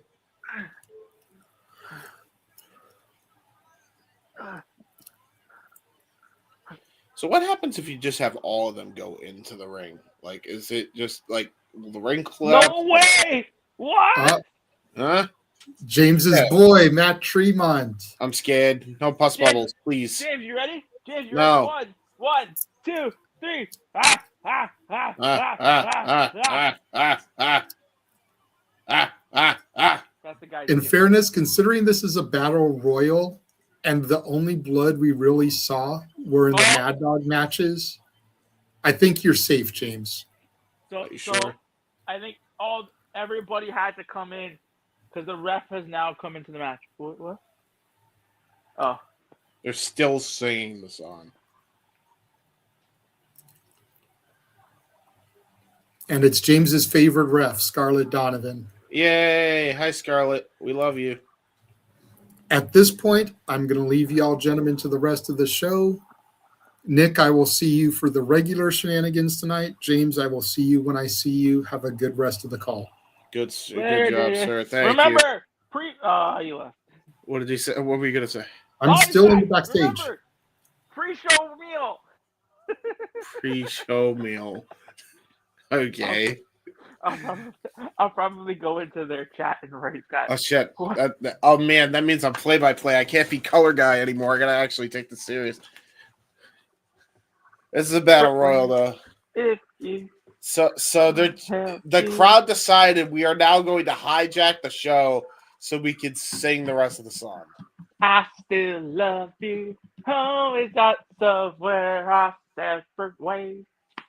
God, man, Tremont, listen, yes, the best entrance on the indie. Well, they love them some Tremont. They love them some Journey. I think Nick Camarado might be a little bit peeved though, and I don't really blame him. Oh no! Yeah, remember when you said there wasn't going to be blood, Nick? Remember? Yeah. Well, now a staple gun just got introduced. So can we stop jumping the fucking gun? Please? Oh, no. That means Tremont's gonna bleeded. No, I can't see Tremont bleeding. The fuck? He has before. Fucking wind can catch that pus bubble and it'll fucking bleed. Oh, no, not to the head, not to the head of the, not to the other head. No, don't do this. Please don't do this, Tremont, please. But why doesn't Nick just punch him in the head? Yeah, that's a very fair point. Punch him in the pus bubble. Oh, no, he stapled his cock. I don't like it. Oh, he fucking toe kicked him in the dick in the DDT. Everybody back in. Fucking, oh my God. Fucking sea of humanity in here, bro. Yeah, if Nikki XS is smart and if Ava is smart, just let the men take each other out and then fight amongst yourselves. There you go. Smart. Yay, Nikki. Woo! Whoa. Get her. Holy. Yeah, I think LSG is in heaven right now.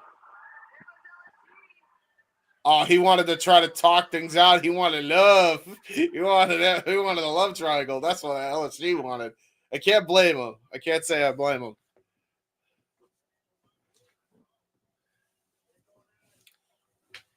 Cat fight? Literally a cat fight. It's a straight up cat fight. Why? Cat fight! Cat fight! Insecurity by Griffin McCoy to Matt Mako. Jesus Christ, dude.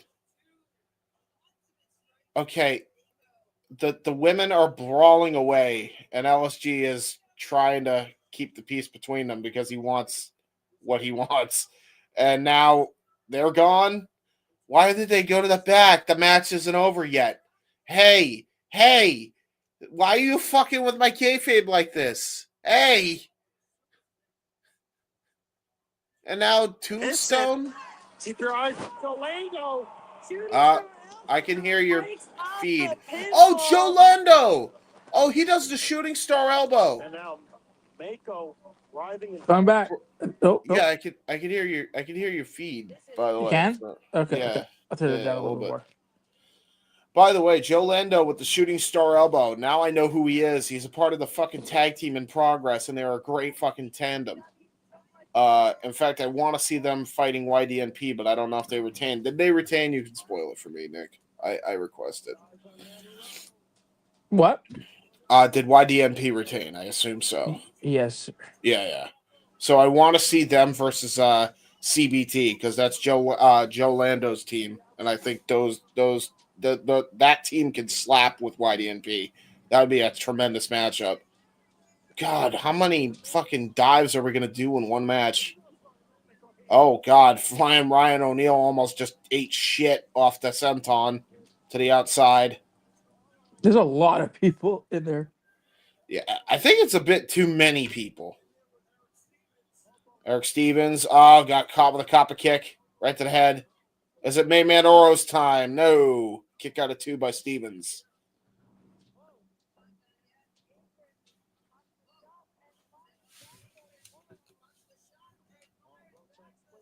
Ooh.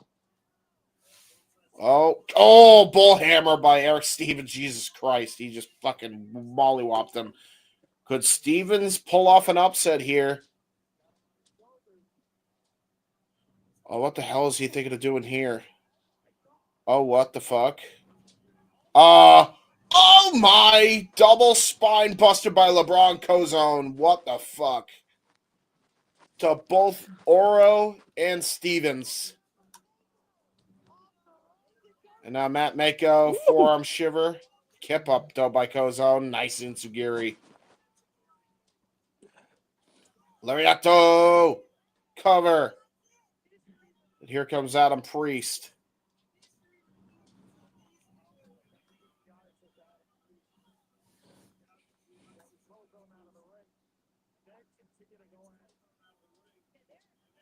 Oh, now they're leaving. They going away.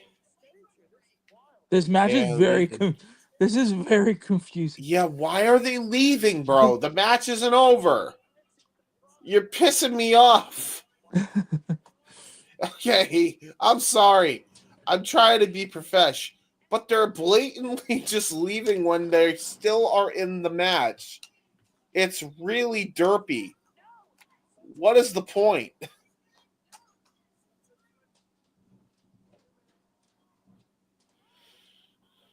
At this point, yeah, just give it to Teriyaki to end my pain, please. Just end the match. Thank you. God damn, that pissed me off. Don't fucking be involved in the match if you don't intend to fucking win the match. What are you doing to me? Why you do this? Yaki. Yeah, like where did you dude? After he went to the back, and even Tremont, Tremont's just standing out there. Tremont, what the fuck was the point, bro?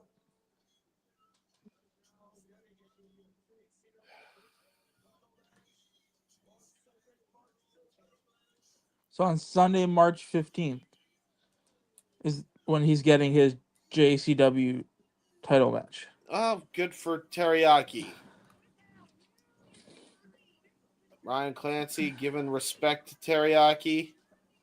But what the fuck, bro? The only reason he won is because half the field went to the back and the other half didn't give a shit. Yeah, I didn't like that. That's such a fucking shit ending, bro. What are we doing? Fuck, man. Anyway, main event time. Well, it's time. If you guys can, I'm going to run through the plugs because I want to try to get out of here ASAP before the main event starts. I want to run through these plugs real quick so that way we can, get the hell out of here at a reasonable time for JJ's interview with Rachel Leigh. Guys, check out Walter Alex Cruz on Twitter and Blue Sky, walter.cruz.940 on Instagram, and his YouTube channel, Rage of Wrestling. Go check out Shout About Ash on X and Batty for Wrestling on YouTube. Our Canadian friend, check out me, YouTube, Facebook, and Instagram and X. JHebert95 and James and Hebert on Facebook. Do really cool and dumb things on the internet. And hello, I'm Natalia Markova. The Renegade JJ Williams on Instagram, Casa D 18 Studios on YouTube, RW JJ Williams on X, and Casa D 18 Studio on X. No S at the end. Go do the thing. Check him out. Check the guy out. He's going to do a great interview, I'm sure. Please and thank you. Simple Man's Brand and Foster 1916, primarily on the X and YouTube for all things wrestling. Shout out to the entire ATW crew. Jeff Meacham, the founding father of this shiznit. Jeff Meacham on YouTube, Facebook, and _ Jeff Meacham on X and Instagrams. You guys can check out Rage of Wrestling. Oh, wait, we already did that. Hold on. SR Studios 2024 on the X, which we are currently on now, which a lot of you are watching. We're nearly halfway where we were last night for the Jersey J Cup when we were on multiple outlets. So I'm shocked we did that despite all the snafus that happened on my end. So thank you all for tuning in. Go subscribe to the YouTube set we just flashed on screen. Go check out the WrestleFish on X right now. He is live tweeting our reaction and also the show itself. So go check that out if you can. And last but not least, shopdubc.com and the Wrestle Collective on YouTube, Dubc Worldwide on Twitter. Go check them out. A lot of shows happening this week. We got a lot of shows happened last week. There was 4 shows, including a show premiere this week on the Wrestle Collective channel. So it was a busy fucking week for the collective, and we just released new merch.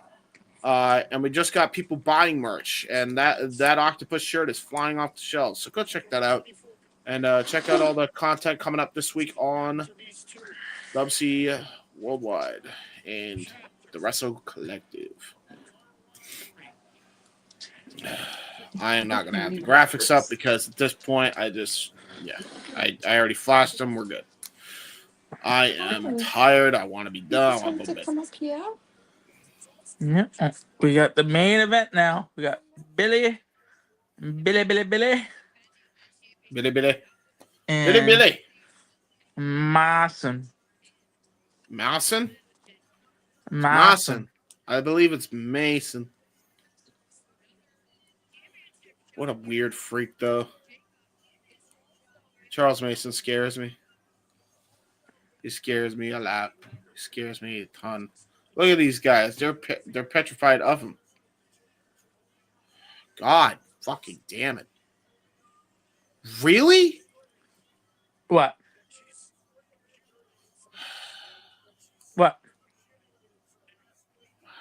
You gotta be kidding me. I'm getting a call from fucking Gary, and I'm in the middle of this fucking thing. Nope. I'm not dealing with this. I don't give a fuck. I told him not to, and he fucking does it anyway. I'm not. I don't even care. I'm fucking going on the air with this shit. I don't even care, and I'm not gonna fucking call him. I'm gonna call Dad, and I'm telling him either he's doing it or I'm not doing it because I'm not fucking dealing with it. I'm gonna go on mute, but yeah, I don't even. Yeah, go on mute. Go on mute.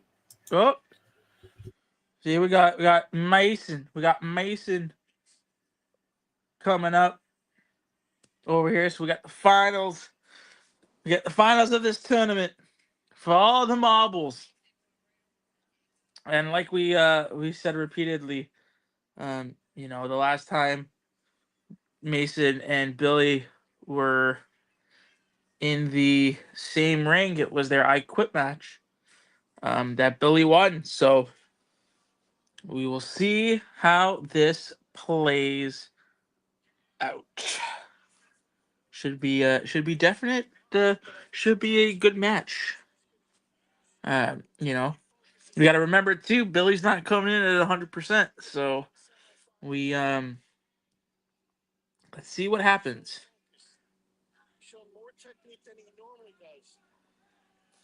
As we see, I wonder what's going on here. Where's Billie? Where Billie? Billie coming? Fucking goddamn, bro. Yep, Billie. Yep. We're good. You're good. You're good. As far as I fucking know, somebody can't take fucking no for an answer. Billie's here. Billie's here, buddy. Don't worry. I know. I'm aware. She here, buddy. She here. We're good. He better fucking tell him no, because I swear to God, he comes into that fucking room because he's fucking frantic. I don't care who the fuck hears it at that point. I'm not fucking having this bullshit. I hear you, buddy. So fucking stupid, bro. Should have already been done with this last week. And here he is fucking making a goddamn bitch and a moan about it this week. Fucking over it. I hear you, buddy. But let's try to block it out. Let's try to block it out. JCW World Title on the line. Finals of the Jersey J Cup. Billie Starkz, Charles Mason. I was saying to the audience, the last time we saw these two was in their I Quit match. Their I Quit match, indeed. It's about the trophy. It's about the championship at the end of the day. Oh, Billie all limping and shit. Yeah, she got fucked up. Big time, she got fucked up. This is the main event of the evening, and it is the... What's up? Yeah. Why don't you go lie down? Okay. Why don't you put something on? You want to lie down here? No time limit.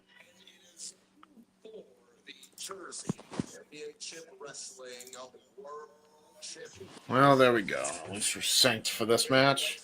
There's a black eye. There's a huge shiner on Billie. And look at Mason, man. He is barely... The most he has is a busted arm. Honestly, if Billie's smart, she's gotta go for that arm the whole match. She's got to target that arm, pinpoint the whole match here.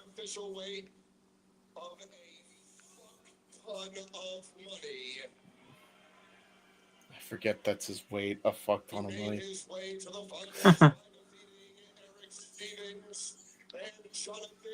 Gresham, he is the root of all evil.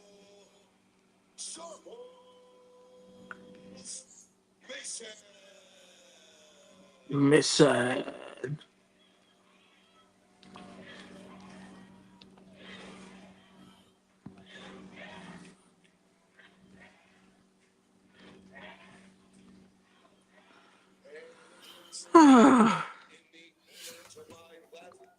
Here we go. Now we are introducing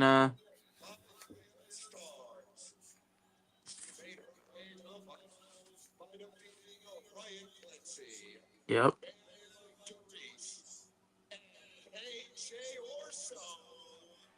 Yeah, well, Emil J was happy about that one. Now she just signaled. She was like, "You dead." I don't know, man.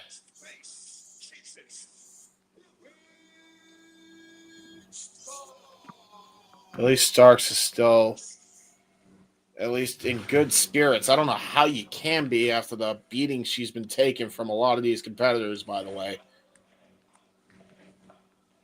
J Cup chance here. What has been an excellent tournament thus far. Championships and trophy being shown.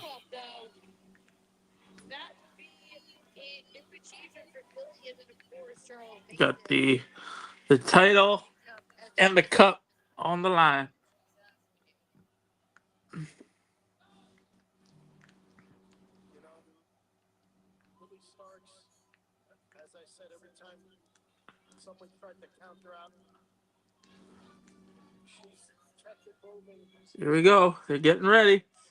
Pump up the crowd. Let's go. Let's go. Crowd is ready for Billie versus Mason. This has been a very storied rivalry between these two. Oh, let's see. We got Walter in the house. Hey, what's good, brother? What's up, guys? We got Walter here. I was just checking on y'all. Oh, dude. I'm back out. I was just checking to see how y'all was doing. I'm good. I'm just fucking stressed. Seeing you tomorrow? Here we go. We got the Super Bowl tomorrow. I will see. I hope you have a good Super Bowl, guys. Yeah. FYI, and I'm just gonna say this on the air now because what I say goes. I'm taking the weekend off Walter, what next time did week. the Super Bowl start? Was it 2? I think 2:30 or something like that. But I'll see you guys. I was checking on you. Yeah, that's fine. Just know, Walter. I don't know what you guys have to do. Oh, he's already out. All right. I don't know what needs to be done. I'm taking the fucking week off from watch-alongs completely. Billy's like, yo, come at me, bro. Come at me. At least for next week, because I need the fucking weekend reprieve from the bullshit that I had to ensue this week. I am sore. Yeah, right. Come on, Billy. Don't fall for that shit. I feel like I have to say that on the air. I can't hear you. Why can't you hear me? It's me. It's on my end. I gotta back out. Come back in. Hold on. Okay, that explains everything. Fuck me. All right. Well, as we wait for Nick to come in here, yeah, guys, I'm definitely gonna take the weekend off next week. No watch-alongs from me. So whatever we got to do is whatever we got to do. It probably won't air on the collective for this week. It is what it is. We'll come back the week after. It just is what it is. I need a weekend after this. So, nice arm wringer there by Charles Mason. Again, he is favoring that arm, and if Billie is smart, target that arm. Target that arm for the remainder of this matchup here. I'm convinced she still has a concussion, by the way, and she's competing with a lot of fucking injuries to her. She's defended this championship, which makes her matches infinitely more harder because they are gunning for her, and she made a huge target on her back. 3 in a row, suicide dives here by Billie Starkz. Tosses Mason back into the ring.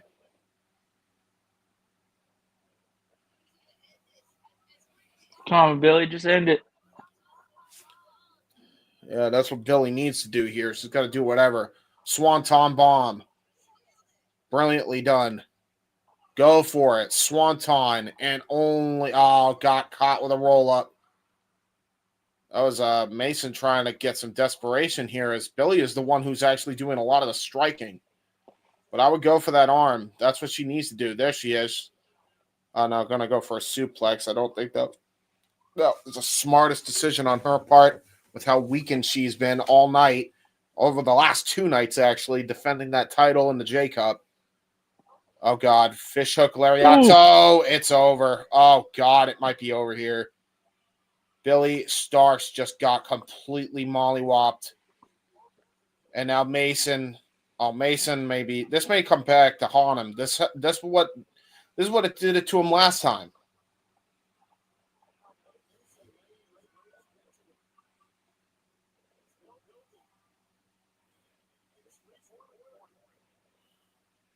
And Mason is just brutalizing Billie. Jersey J-Cup main event. Finals of the J-Cup. Billie Starkz, Charles Mason. She can't even get up. She's been fucking worked over all night. Worked over the last 2 nights. Oh, no. Mason's going to do what KJ did to her earlier tonight. Going to go for the double stomp to the back of the head. Oh, God, dude. The referee has to call it, dude. Like, at some point, just live to fight another day, and if I'm the referee, I would have called it by now. This is uncomfortable to watch. And now Mason decided to hold the championship high above his head like he won the damn thing already. He's telling her to get up, but this is not a no disqualification match. Referee trying to admonish Mason here. Come on and give it to me. And the referee says, don't you do it.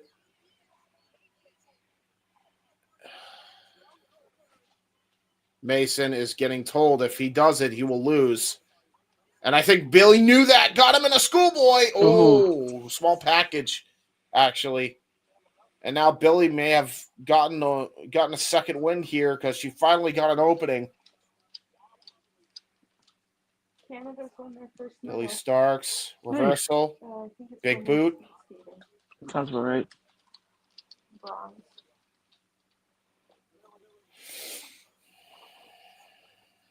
Ooh. Knife edge chop. Super kick. Oh, God. Gonna go for a tombstone. Leaping tombstone paw driver. Yeah, it's got to be.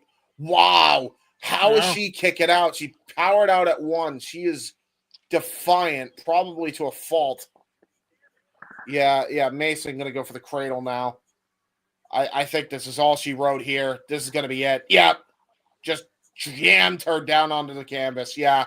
Mason wins the Jersey. Jacob is the Jersey Championship Wrestling Champion.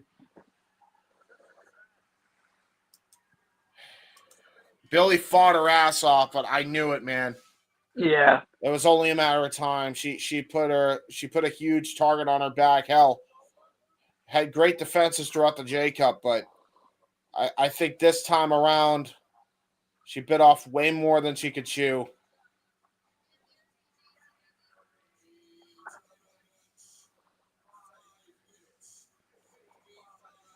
That's a short fucking final, by the way.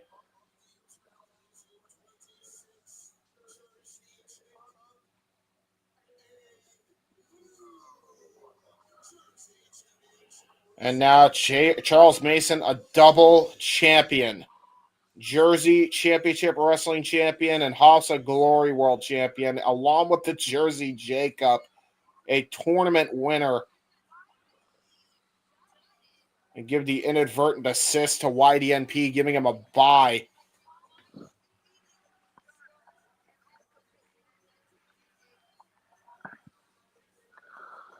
Oh, wait a minute, though. Look at Mason. He's holding up both, but he's kind of like looking at Billie Starkz almost like with a show of respect in a way as we go off the air. All right. Off the air. Here's what we're going to do, folks. We already did the plugs. I'm fucking over it. I'm glad I was at least able to see the ending of this fucking tournament. I'm tired. Go check out the interview with Rachel Leigh. Yes. With Let's all everybody go over there. involved. Yes. Everybody go over there. Let's end before they go on the air. That gives you 5 minutes to grab your snackies and grab your bevies. For the Renegade JJ Williams, for the Canadian King of Food Nick Ferrantes, I am the Heb Man James Hebert. Thank you all so very much for watching. This has been the Jersey J Cup. Later. I'll see you later, James. I'll see you the week after this weekend. All right, buddy. We'll see you later. Bye. All right, bye.